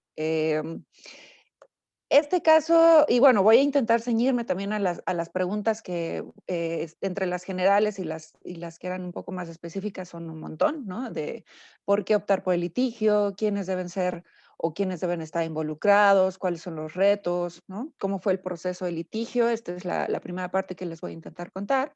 Y ya como cosas más específicas, como cuáles fueron los hechos, las decisiones, los obstáculos, cómo fue la parte de las pruebas, en qué terminó y cuáles fueron las lecciones aprendidas. Bueno, pues vámonos directamente a el caso específico que les voy a presentar el día de hoy. Es un caso que llevamos en el año 2017 por el tema del incremento en las gasolinas de este componente que se llama etanol, que pues tiene varias implicaciones en materia de calidad del aire. Como antecedentes les tengo que contar que pues este caso lo presentamos a partir de la modificación de la norma que regula los combustibles, ¿no? En este caso, pues lo que pasó es que se modificó esta norma para incrementar los niveles de etanol en las gasolinas. Y bueno, como antecedentes teníamos que el propio SEMDA había trabajado en la parte de la creación de esta norma, ¿no? Que además se rige por otra ley, que es la Ley Federal de Metrología y Normalización, que tiene, digamos, como unas reglas bastante claras de cómo se tiene que crear las normas oficiales mexicanas en México. Las normas oficiales en México regulan, digamos, cuestiones como muy técnicas. En este caso, pues al ser una cosa de gasolinas, estaba regulado en una norma que se conocen como las NOM. Y bueno, nosotros, tal como lo marca la ley, estas normas, al ser muy técnicas, pues el ideal es que tengan representados la mayor cantidad de sectores posibles. Debe estar representado el sector privado, empresarial, pero también el de la sociedad civil, evidentemente el gubernamental y el académico. Y bueno, nosotros como parte de la sociedad civil trabajamos en esta norma donde se discutían, pues además del asunto del etanol y como oxigenante, pues varias cosas. También estaba ahí el tema del diésel, ¿no? Que el tema del azufre, estaban también los etanos, un montón de cosas, digamos que bastante técnicas. Al final, pues en estos grupos no es fácil la negociación, ¿no? Cada uno, sobre todo el sector privado, siempre va a querer pues que prevalezca sus intereses. Entonces, pues las negociaciones, digamos, en los ámbitos de trabajo son bastante interesantes. Al final se logró tener una norma acabada que se publicó el 29 de agosto del 2016 en el Diario Oficial de la Federación. Al ser publicada, pues ya era una cosa, digamos, de efectos generales. Y ese mismo año, digamos que ya que salió publicado, en realidad como que tocó varios intereses, varios, ¿cómo decirlo? Varios talones de Aquiles del sector privado, esta norma. Y entonces ese mismo año hicieron presión para que se discutiera luego su modificación otra vez. Y digamos que ahí ya las discusiones se tornaron un poco más álgidas. Y al final estábamos todos en el acuerdo de que justamente en observancia al principio precautorio íbamos a estar, digamos, todos pendientes de los resultados de estudios científicos que se hicieran además de manera regional o de manera local en México, porque claro, teníamos estudios de Estados Unidos o teníamos información científica de otros lados del mundo, pero digamos que nada que se hubiese hecho en territorio mexicano, y por eso de alguna manera estábamos esperando estos estudios. Sin embargo, pues ahora sí que de la noche a la mañana nos sorprendieron con una modificación, ¿no? Antes incluso de que se llegaran a estos estudios científicos o que nos presentaran los resultados en este grupo de trabajo que les cuento. El 26 de junio del 2017, sin concluir los trabajos de estos grupos revisores de la norma, se modificó la norma y se incrementó al 10, o sea, digamos que estaba en 5% y se incrementó al 10% lo que se le puede adicionar a las gasolinas de este alcohol que es el etanol. Esto, evidentemente, ya antes lo habíamos discutido con diferentes sectores académicos, científicos, sobre qué implicaciones tenía pasar del 5 al 10% de etanol en gasolinas, y se presentaron varios estudios que pues coincidían en que esto podía incrementar los niveles de ozono y sobre todo por aquello de la interacción de los NOxes, ¿no? Que se llaman. Entonces, ¿por qué? ¿Por qué preocupaba esta modificación en la norma? Pues al etanol mezclarse con las gasolinas también las hace un poco más volátiles, ¿no? Esta mezcla que se llama el E10, que es una mezcla del 10% de etanol con 90% de gasolina, que también se conoce como el gasol. Al final, varios estudios también han determinado que aumenta los niveles de ozono por su relación con los aldehídos y con los óxidos de nitrógeno, con lo que conocemos como los NOxes. Los niveles de ozono pueden incrementar considerablemente en su interacción con los NOxes presentes ya en la atmósfera y digamos que por las emisiones evaporativas que provienen de los coches, por el tema de la presión de vapor. O sea, simplemente el alcohol, al ser más volátil, pues también hace un poco más volátil la gasolina. Y recuerden que en este caso no estamos hablando de un biocombustible, porque el 90% es un combustible fósil, es una gasolina. Entonces estamos haciendo un combustible fósil más volátil hacia la atmósfera y pues evidentemente, sobre todo en ciudades como la Ciudad de México, que es donde yo estoy actualmente, que ya tiene problemas de ozono de por sí, por las condiciones geográficas, etcétera, muy específicas que tiene, pues ahora incrementenle este problema mayor volatilidad de las gasolinas. Entonces, digamos que esto a muy grandes rasgos, esta es la cuestión técnica de por qué nos preocupaba esta modificación a la norma 016 que regula los combustibles en México. Y entonces, ahí fue, entonces ya volviendo a las preguntas, ¿no?, de este panel, ¿no?, cómo empezamos a pensar en este litigio, cómo decidimos cuál era la vía más idónea.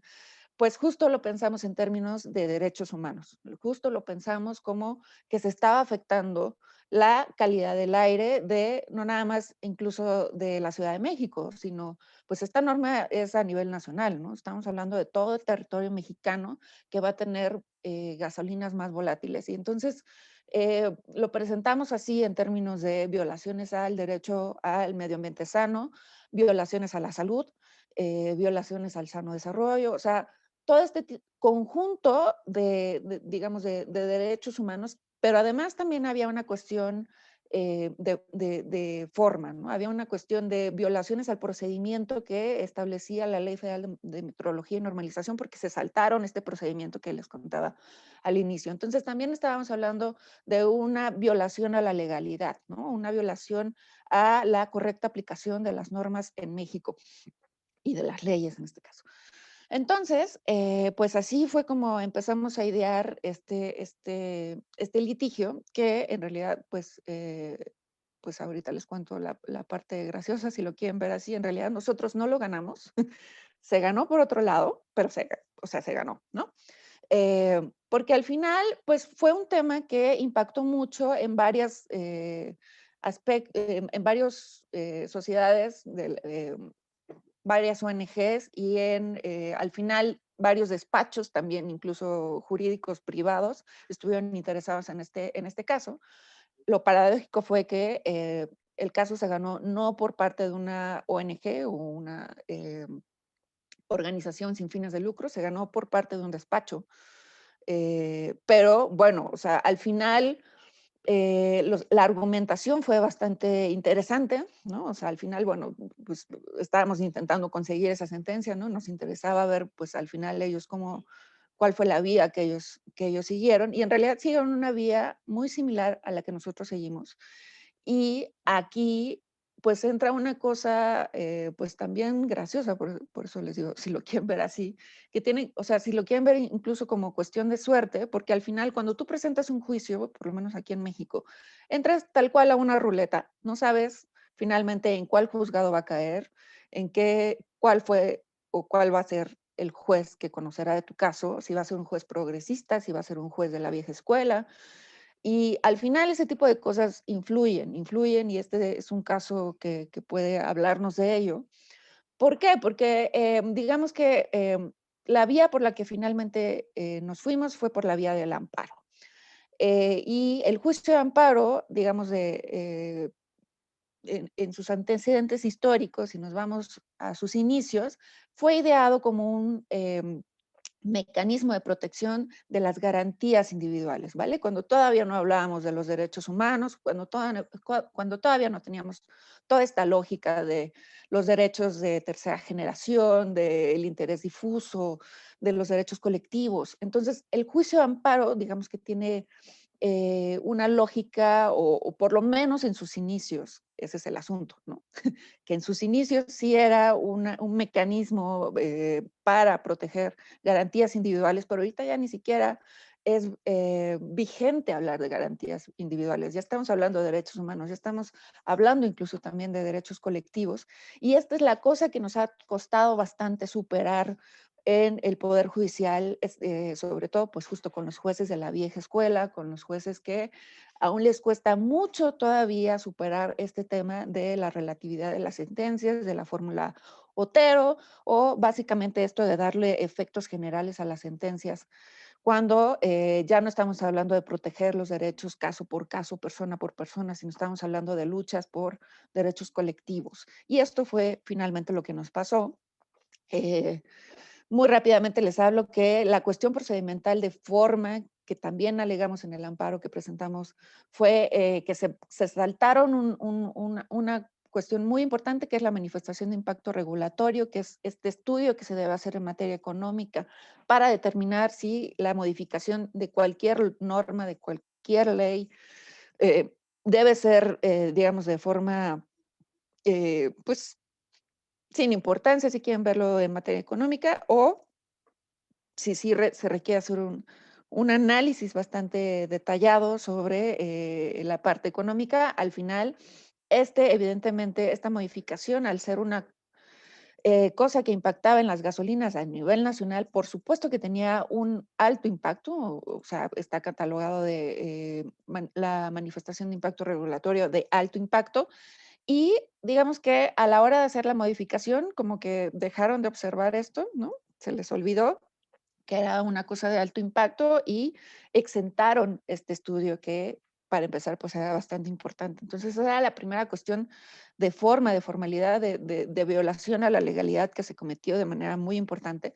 Pero además de esto, aparejado a esto, ya lo que nos interesa justamente es el tema de las violaciones a el derecho humano al medio ambiente sano y evidentemente los daños a la salud que pudieran provocar por la exposición pues constante y frecuente de altas concentraciones de ozono en varias ciudades, como puede ser la Ciudad de México, pero muchas más, que incluso lo más grave es que ni siquiera tenemos conocimiento, porque el tema de monitoreo también es una cosa bastante pendiente en nuestro país, pero bueno, esto es ya ahora sí que harina de otro costal y nos tardaríamos muchísimo más en hablar de las deficiencias de monitoreo en calidad del aire. Pero bueno, específicamente entonces, el amparo fue presentado por violaciones a estos derechos humanos que les comento. Nos preocupaba, digamos, justamente el tema de cómo presentar las pruebas, al ser una cuestión sumamente técnica para podérselas explicar al juez, ahora sí que con peras y manzanas. Al final, justamente parte de estos estudios que les decía que no se esperaron a que llegaran, que era un estudio específico tropicalizado a la situación mexicana del Instituto Mexicano del Petróleo, el IMP.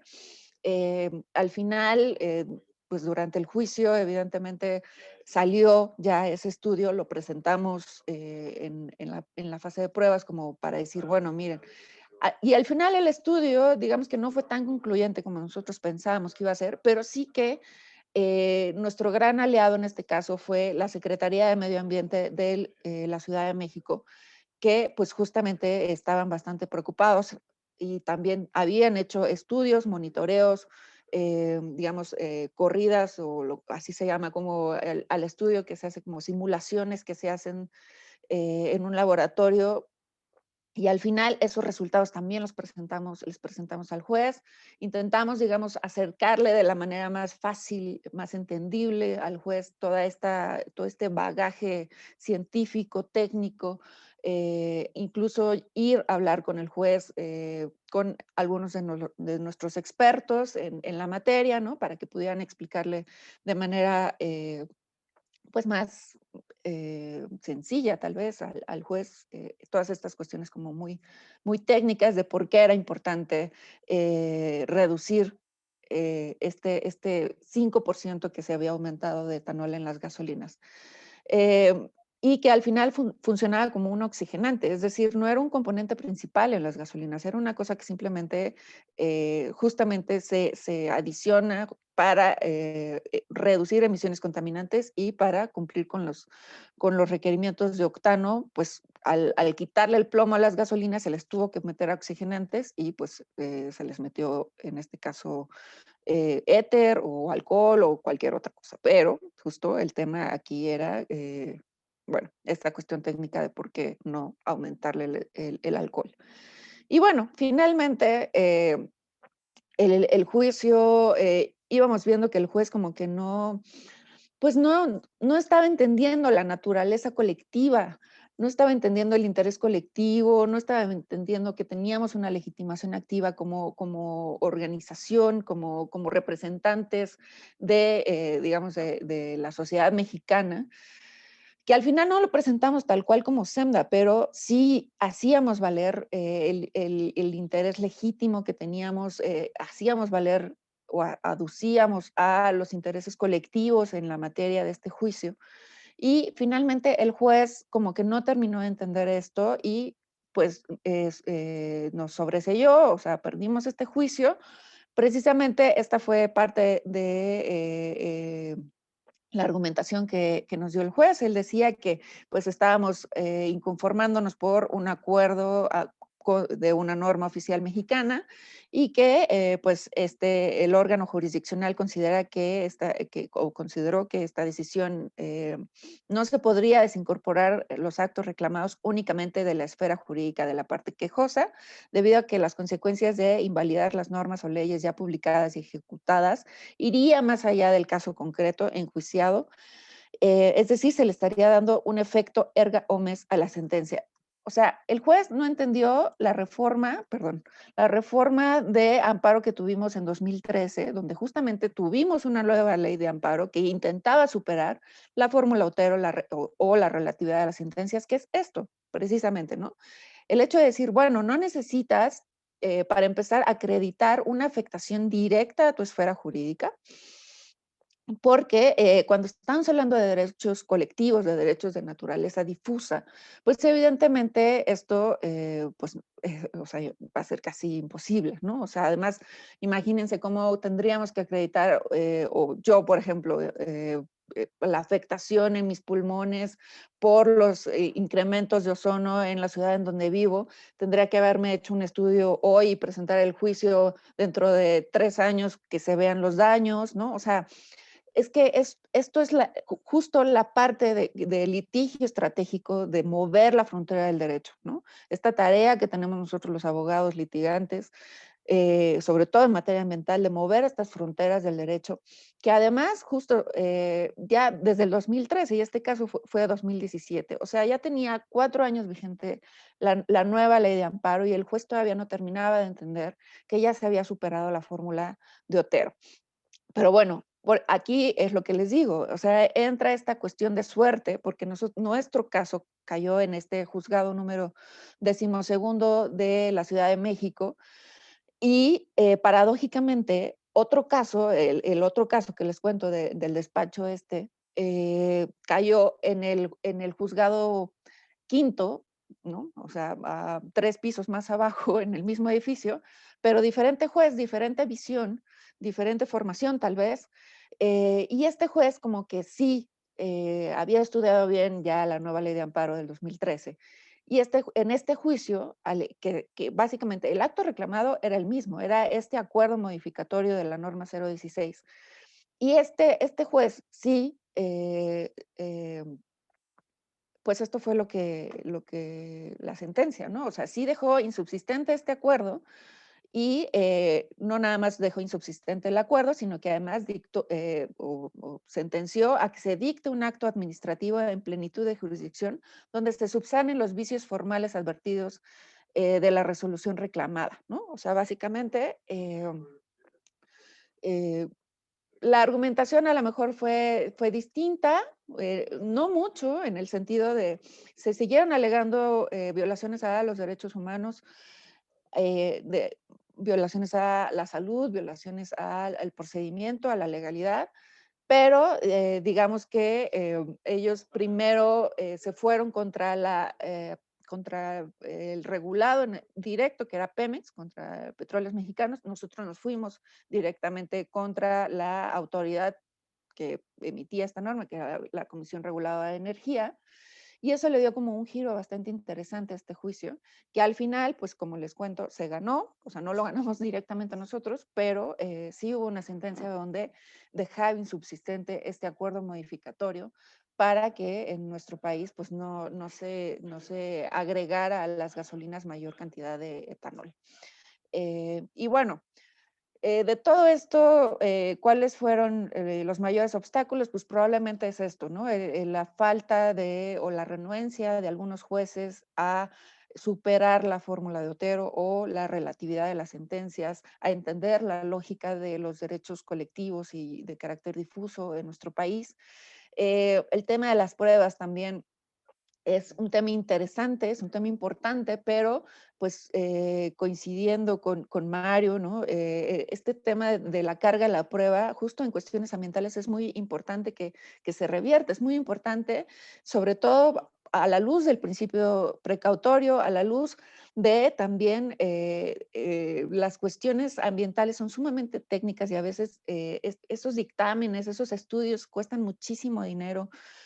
No es tan fácil tener acceso a ellos y entonces por eso es muy importante el tema de la revertir la carga de la prueba. En este caso, simplemente nosotros presentamos los propios estudios que ya habían presentado en el grupo de trabajo, lo que ya estaba hecho y publicado, y nos parecía que con esto ya era bastante evidente, ¿no? Casi como un hecho notorio.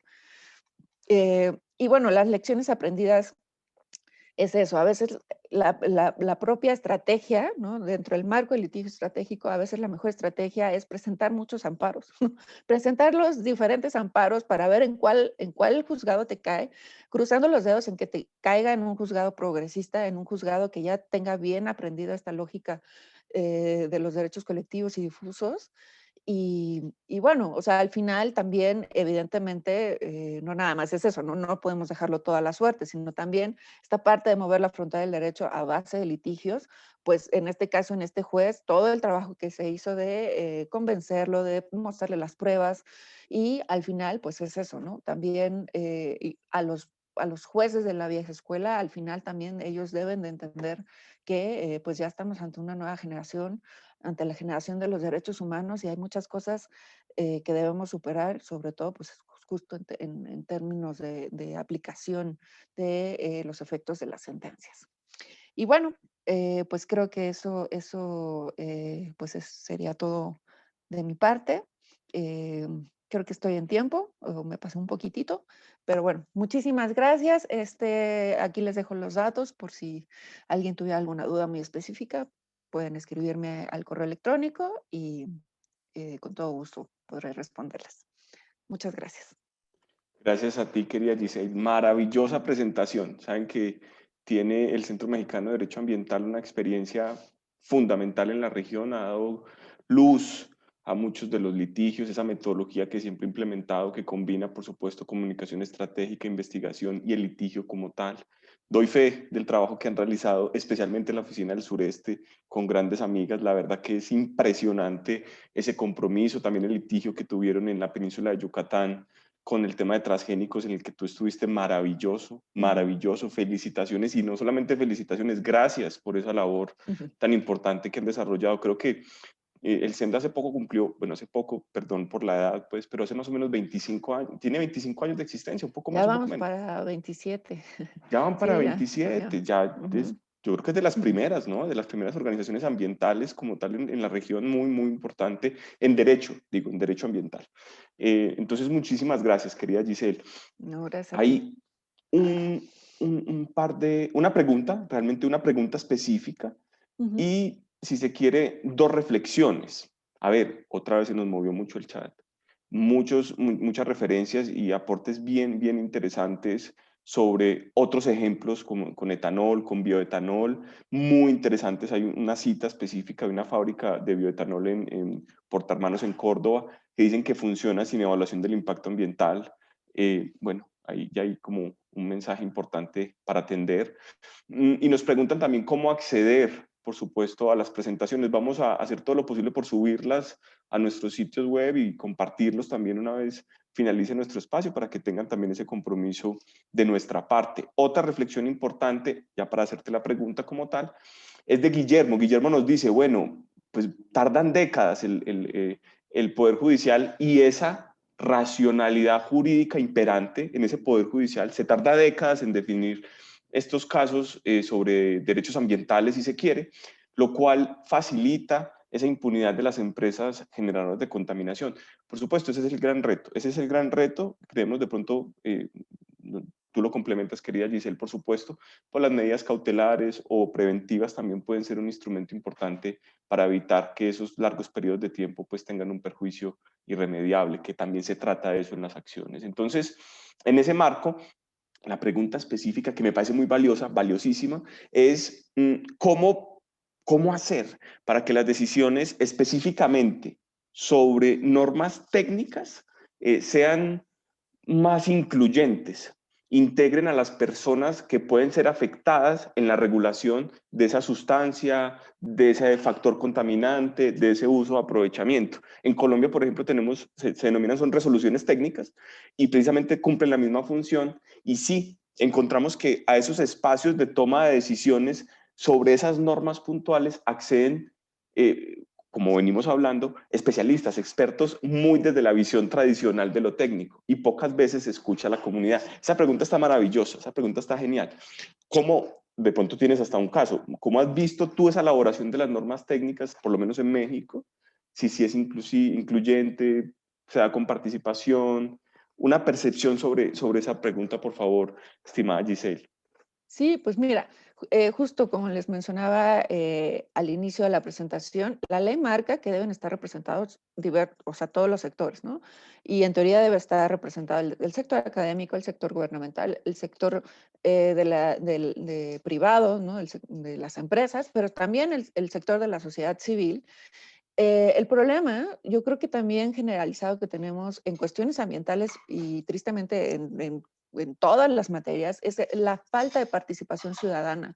Por eso justamente la importancia del Acuerdo de Escazú, de la aplicación del principio 10, pero sobre todo de una comunicación social efectiva para que empodere a la población, que sepa que es la importancia que tiene la participación de todos y todas, de los ciudadanos, en las decisiones públicas, en las leyes, en las políticas, en la vida pública. O sea, en México, por lo menos, el caso que tenemos es que tenemos leyes preciosas, o sea, la ley lo posibilitaría, o sea, ahí está, ¿no? Está la Ley Federal de Metrología y Normalización, dice que sí, ¿no? Que debe haber una representación del sector social. Pero ¿quién se entera? ¿Cuándo se va a modificar una norma, ¿no? O sea, desde ahí está el problema, ¿no? O sea, vale que de repente se publiquen en el Diario Oficial de la Federación, pero ¿quién lee el Diario Oficial de la Federación? O sea, incluso en el grueso de la población se tiene como una idea generalizada de que es una cosa que leen los abogados, ¿no? El Diario Oficial de la Federación es un periódico sumamente aburrido que ahí lo leen los abogados. Entonces, pues desde ahí está parte del problema, que es la falta de involucramiento que tiene la ciudadanía en la vida pública, en las cuestiones, en las decisiones y en las modificaciones de normas y de leyes. Creo que por ahí es el primer gran paso que hay que dar, como desde la parte de políticas públicas, enfocarnos a la comunicación social efectiva para ir empoderando a la ciudadanía y lograr que se involucre en las decisiones, en la vida pública, en las modificaciones de las normas, pero también en su creación, pero también en la aplicación de las políticas públicas, etcétera. Totalmente de acuerdo, querida Giselle. Totalmente de acuerdo. Ahí viene un punto clave y es ese enlace de los discursos de la responsabilidad o la corresponsabilidad en asuntos ambientales, ¿no? Que siempre hay que añadirle ese matiz de responsabilidad común, pero diferenciada, en donde Claro. esa transversalidad que mencionas de la comunicación estratégica, desde la apropiación diferencial y diversa, porque también hay que ver cómo se comunica, hacia qué sectores, en las obligaciones que, por ejemplo, señalaba Mario, de decir, venga, pues aquí hay un derecho a acceso a la información, tengo estas obligaciones generales, pero también ojo con los grupos de especial protección. Entonces ahí viene el tema de la comunicación es fundamental, ahí viene una reflexión en el chat de Vladimir que nos dice, es evidente que para garantizar el derecho a un ambiente sano es necesario garantizar el derecho al acceso a la administración de justicia, y habla de reformar, por supuesto, el sistema judicial. Ahí viene clarísimo la noción que nos brinda el Acuerdo de Escazú, una noción que hemos englobado algunos, ahí estamos haciendo el intento, de democracia ambiental, en donde el acceso a la información, la participación y el acceso a la justicia se ven como un todo, ¿no? Como una interdependencia esencial para lograr la democracia, no hablemos de democracia, hablemos, si se quiere, de democratización ambiental, ya como un proceso dinámico y complejo. Entonces, bueno, querida Giselle, maravilloso diálogo, gracias por tu tiempo, también sé que estás con 20 cosas y agradecerte, de verdad que siempre es un gusto escucharte, escuchar la experiencia del SEMDA, y bueno, que estés muy bien. No, muchas gracias. De todos modos me quedo al final para escuchar Claro que las sí, reflexiones finales. Y claro que sí. pues muchas gracias a ustedes por la invitación. Gracias a ti, que estés muy bien. Bueno, vamos continuando entonces ya con nuestro segundo panel, vamos ya cerrando las presentaciones, estamos ya reitero, estamos en nuestros casos específicos de estudio, de análisis, en esa vinculación que estamos haciendo entre calidad del aire, derechos humanos y, por supuesto, ese enfoque procedimental, ese enfoque probatorio, jurídico que estamos queriendo abordar desde una visión amplia del conocimiento, de la creación de ciencia. Le damos entonces la bienvenida, la palabra a nuestra querida Laura. Laura es coordinadora de Justicia Ambiental en De Justicia, gran amiga, toda la admiración y reconocimiento, así que te escuchamos, querida Laura. Hola, bueno, buenos días, muchas gracias. Yo estoy encantada en este panel, o sea, estoy como flipando de haber sabido toda esta información que he recogido hoy. Probablemente hubiéramos ganado el caso que en 2018 adelantamos con Daniel Bernal, que es un activista. Él es un científico ciudadano, entonces él diseñó junto con su grupo en Canario, en una iniciativa, un proyecto que se llama Canario, unos sensores de bajo costo, y con esos sensores de bajo costo se dio a la tarea de medir cómo era la calidad del aire en su cotidianidad. Entonces, él utilizaba Transmilenio, esto entre los años 2015 y 2018 fueron los datos que usamos. Daniel se transportaba en Transmilenio y medía cómo era la calidad del aire dentro de las estaciones de Transmilenio y fuera de las estaciones de Transmilenio. Recordemos que en el 2019 hubo un cambio importante de la flota de Transmilenio, pero en el momento de la demanda era a base de diésel, y ahora es una tecnología más moderna, que tiene menos contaminación, pero en ese momento había un serio problema de contaminación y Daniel empezó a revelar cómo en las estaciones se concentraban unas medidas que eran escandalosas. Entonces, él empezó a recoger todos estos datos y también, como es viceusuario, y además fue viceusuario a propósito de la contaminación que había en este sistema, entonces él decidió montar en su bicicleta, pero también se dio cuenta que en los principales corredores, las principales troncales, pues la contaminación también es terrible. Entonces, las personas que hacen un uso más sostenible, si se quiere, del transporte, que son los biciusuarios, y quien utiliza el transporte público, pues eran quienes recibían o reciben la peor parte de la contaminación de este sector. Entonces, decidimos, con los datos que tenía Daniel, adelantar una acción de tutela. ¿Y por qué una acción de tutela? Porque Daniel me decía, es que yo sí siento que tengo gripas mucho más frecuentes cada vez que uso Transmilenio o cada vez que me voy por los corredores que son muy contaminados. Yo siento que mi piel termina al final del día muy sucia en los lugares donde no estoy cubierto, que se me irritan las mucosas, tengo alergias frecuentes. Y además, esto se tiene que pensar en un contexto donde todavía no tenemos internalizados los gastos que diariamente asumimos las personas que estamos expuestos a ciertos factores de contaminación. Entonces, sí, me da más gripa, entonces voy, compro un antigripal, me compro la panela con limón aquí en Colombia, la miel, en fin, todos esos gastos, el acetaminofén, en fin, todos esos gastos que parecen como cotidianos son gastos que están muy relacionados con la exposición que tiene una persona a factores de contaminación y que inciden además en su canasta familiar. Pero bueno, arrancamos entonces con esos datos y nos dimos cuenta que la política pública pues no tiene respuestas frente al daño individual que tiene la contaminación del aire, que era justamente lo que nos estaba mostrando en las mediciones de Daniel, que como Daniel había otros biciusuarios, pero que cada persona además tiene unas condiciones específicas. Entonces, si además yo llego, además de ese trayecto donde llevo contaminación, llego a un sector que es altamente contaminado, que en Bogotá vendría a ser el suroccidente de la ciudad, entonces no solamente estoy expuesta en el tránsito todos los días, sino que en mi lugar de trabajo también, o en mi lugar de habitación también. Entonces, no es un derecho homogéneo. No todos respiramos el mismo aire, y ese fue como la base del litigio que nos propusimos.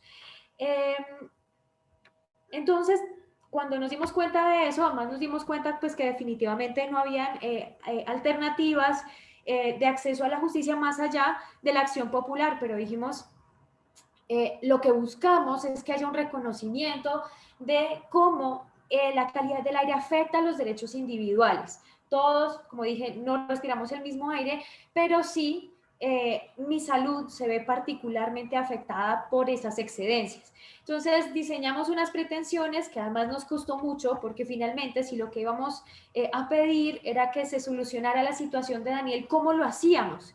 Entonces el plan tenía que ser para todas las vías por donde Daniel y la mayor parte de los biciusuarios se transportaban, para que hubiera información, para que la gente supiera cuál era la calidad del aire a la que se estaba sometiendo cuando entraba en un bus de Transmilenio, cuando entraba a una estación de Transmilenio, en fin, entre otras, pero tal vez a la que más esperanza le teníamos, por ponerlo de alguna manera, era que se reconociera el aire limpio como un derecho fundamental, autónomo, como decía Mario, en la misma lectura justamente de lo que Mario venía presentando.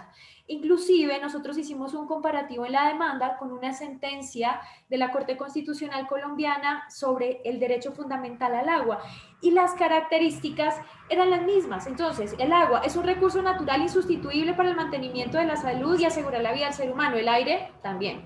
Es patrimonio de la nación, un bien de uso público y un derecho fundamental. El aire debería ser. Se trata de un elemento esencial en el ambiente y por ende su preservación, conservación, uso y manejo están vinculados con el derecho que tienen todas las personas a gozar de un ambiente sano, también el aire. El consumo humano es un derecho fundamental en tanto su afectación lesiona gravemente los derechos fundamentales, entre otros, a la vida digna, a la salud y al medio ambiente, lo que sucede con el aire. Nosotros consumimos en estricto sentido aire. Bueno, para no entrar en mucho detalle, les cuento que perdimos la tutela, como les dije, en primera y en segunda instancia los jueces nos dijeron no, esto no es una acción de tutela, esto es una acción popular porque el amparo debe ser colectivo, cosa con la que, como les dije, no estamos de acuerdo. Y en efecto, cuando uno revisa las normas del Código Nacional de Recursos Naturales colombiana, que es de 1974, pues claro, dice que es un tema colectivo que debe regular el gobierno y que no debe permitir excedencias de la norma técnica. Pero esas excedencias de la norma técnica están medidas por unas estaciones de monitoreo que hay en ciertas ciudades. Esto no aplica para todo el país. Entonces ahí hay un primer tema, y es que no sabemos en todo el país y en todos los países cómo se mide, cómo está la calidad del aire. Bogotá tiene, si no estoy mal, 9 o 3 estaciones de monitoreo, ahora ya se me va el dato, pero las localidades son muy grandes, entonces una estación de monitoreo mide un perímetro de tranquilamente 2 millones de personas con factores climáticos y de vientos, de lluvias que alteran o que mueven, digamos, esos resultados sin que sea una prueba específica, o mejor, una prueba, ¿cómo lo diría? Como generalizada, homogénea para toda la ciudad, porque lo que se hace es... ¿cómo se llama? Sumar y dividir todo por igual. Bueno, toman los datos y entonces con esos datos miden toda la calidad del aire, y lo cierto es que en una misma localidad la calidad del aire no es la misma. Entonces eso es lo que demostró Daniel con sus sensores de bajo costo, cómo en diferentes puntos de la ciudad la calidad del aire iba cambiando y muy diferente de lo que había en las estaciones de monitoreo. Y entonces cuando le presentamos esos datos al juez, nosotros estamos convencidos de que era una gran prueba, porque mostraba la falibilidad de estas estaciones oficiales de monitoreo frente al problema de salud concreto de las personas que estaban expuestas en microambientes que se forman en la ciudad de contaminación. Entonces hay fábricas, pero además hay tráfico, pero además en ese tráfico hay mulas, carros altamente contaminados, y todo eso aumenta la contaminación. Bueno, entonces nos decidimos como a mostrarle al juez que había un riesgo generado además por el Estado, por un diseño en el ordenamiento del territorio que mezcla bicicletas con vehículos contaminantes, con un sistema de transporte que en ese momento era altamente contaminado, y que había un riesgo que todos los estudios epidemiológicos muestran como en efecto hay una incidencia en la salud humana, pero además le dijimos también en ciertos casos hay problemas relacionados con la intimidad en las casas de las personas que habitan en sectores de alta contaminación. Pues la casa entra muchísimo polvo y la gente se queja de que su casa vive llena de un hollín, de un polvo todo el tiempo, y eso es, en términos de la Corte Constitucional, una violación al derecho de la intimidad que ahora les voy a mostrar. Pero entonces también los jueces nos dijeron, no probaron el nexo causal entre la contaminación de la ciudad y alguna afección que tenga Daniel. Luego se desestima la acción de tutela. Entonces, pues la responsabilidad por la contaminación ambiental finalmente es un tema para los jueces que debe probarse con la teoría clásica del daño. Y en este caso no funciona. No funciona además porque cada individuo está en la peor posibilidad de probar cómo, en efecto, todo ese conjunto de políticas públicas de ordenamiento territorial e incluso factores climáticos inciden en su salud. Y recogiendo lo que decía Mario ahora, lo que requiere un cambio en la dinámica de la prueba. Y además acudir al principio precautorio, que para eso, justamente para casos como este, yo creo que es que se diseñó. ¿Y qué ha dicho, por ejemplo, la Corte Constitucional? En Colombia ha habido muy precario desarrollo, 3 sentencias hasta el momento, la sentencia T453, y esta era una sentencia sobre basuras, sobre un relleno sanitario. Entonces, dice que en el caso objeto de la tutela, bueno, es clara la existencia de un riesgo que constituye una amenaza concreta a los derechos fundamentales del actor y de su hijo, por los vectores existentes en el basurero capaces de causar enfermedades, dentro de los cuales los olores ofensivos y los vapores que emitía el relleno eran uno de esos factores. La sentencia T154 de 2013, esta sí habla sobre el polvillo del carbón, dice que la emisión de partículas de carbón vulnera derechos a la intimidad, o sea, material particulado, vulnera los derechos a la intimidad, a la vida, a la salud, cuando las personas están expuestas, y por lo tanto las actividades que contaminen el aire deben estar sometidas a vigilancia con específicas y severas medidas sanitarias y de control tendientes a proteger la indemnidad del ambiente, el bienestar general y particularmente la salud y demás derechos de la población circunvencina.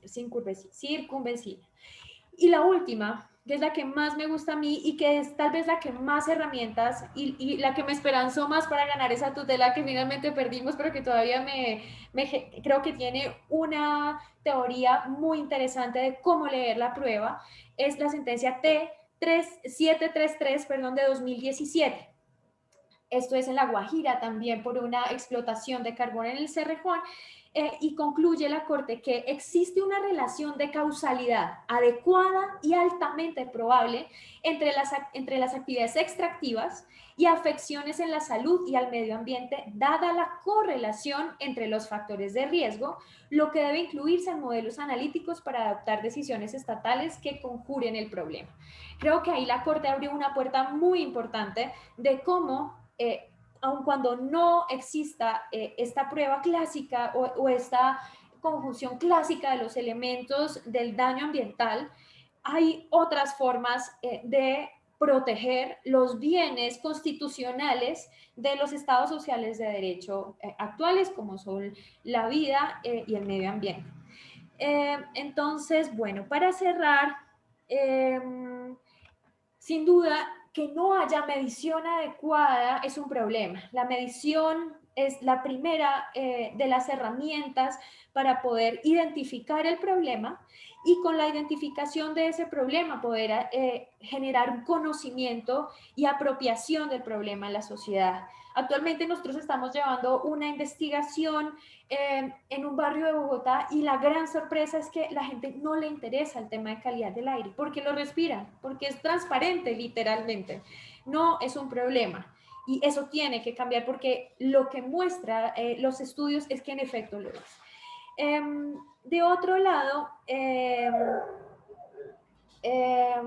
bueno, hay casos como que cada vez más sonados. Piensen ustedes, por ejemplo, en los casos de la Philip Morris, por los efectos del tabaco en el ser humano, pero también el caso contra Monsanto por la aspersión con glifosato.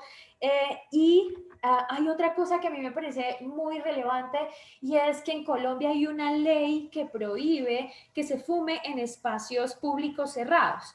Y entonces uno dice, o sea, se protege a la gente de ese humo de cigarrillo porque se sabe que hay una incidencia importante de generación de cáncer, EPOC, etc., etc., aún en personas que no fuman por los efectos de los otros que sí fuman, pero en el caso del material particulado no hay nada ni que se le parezca.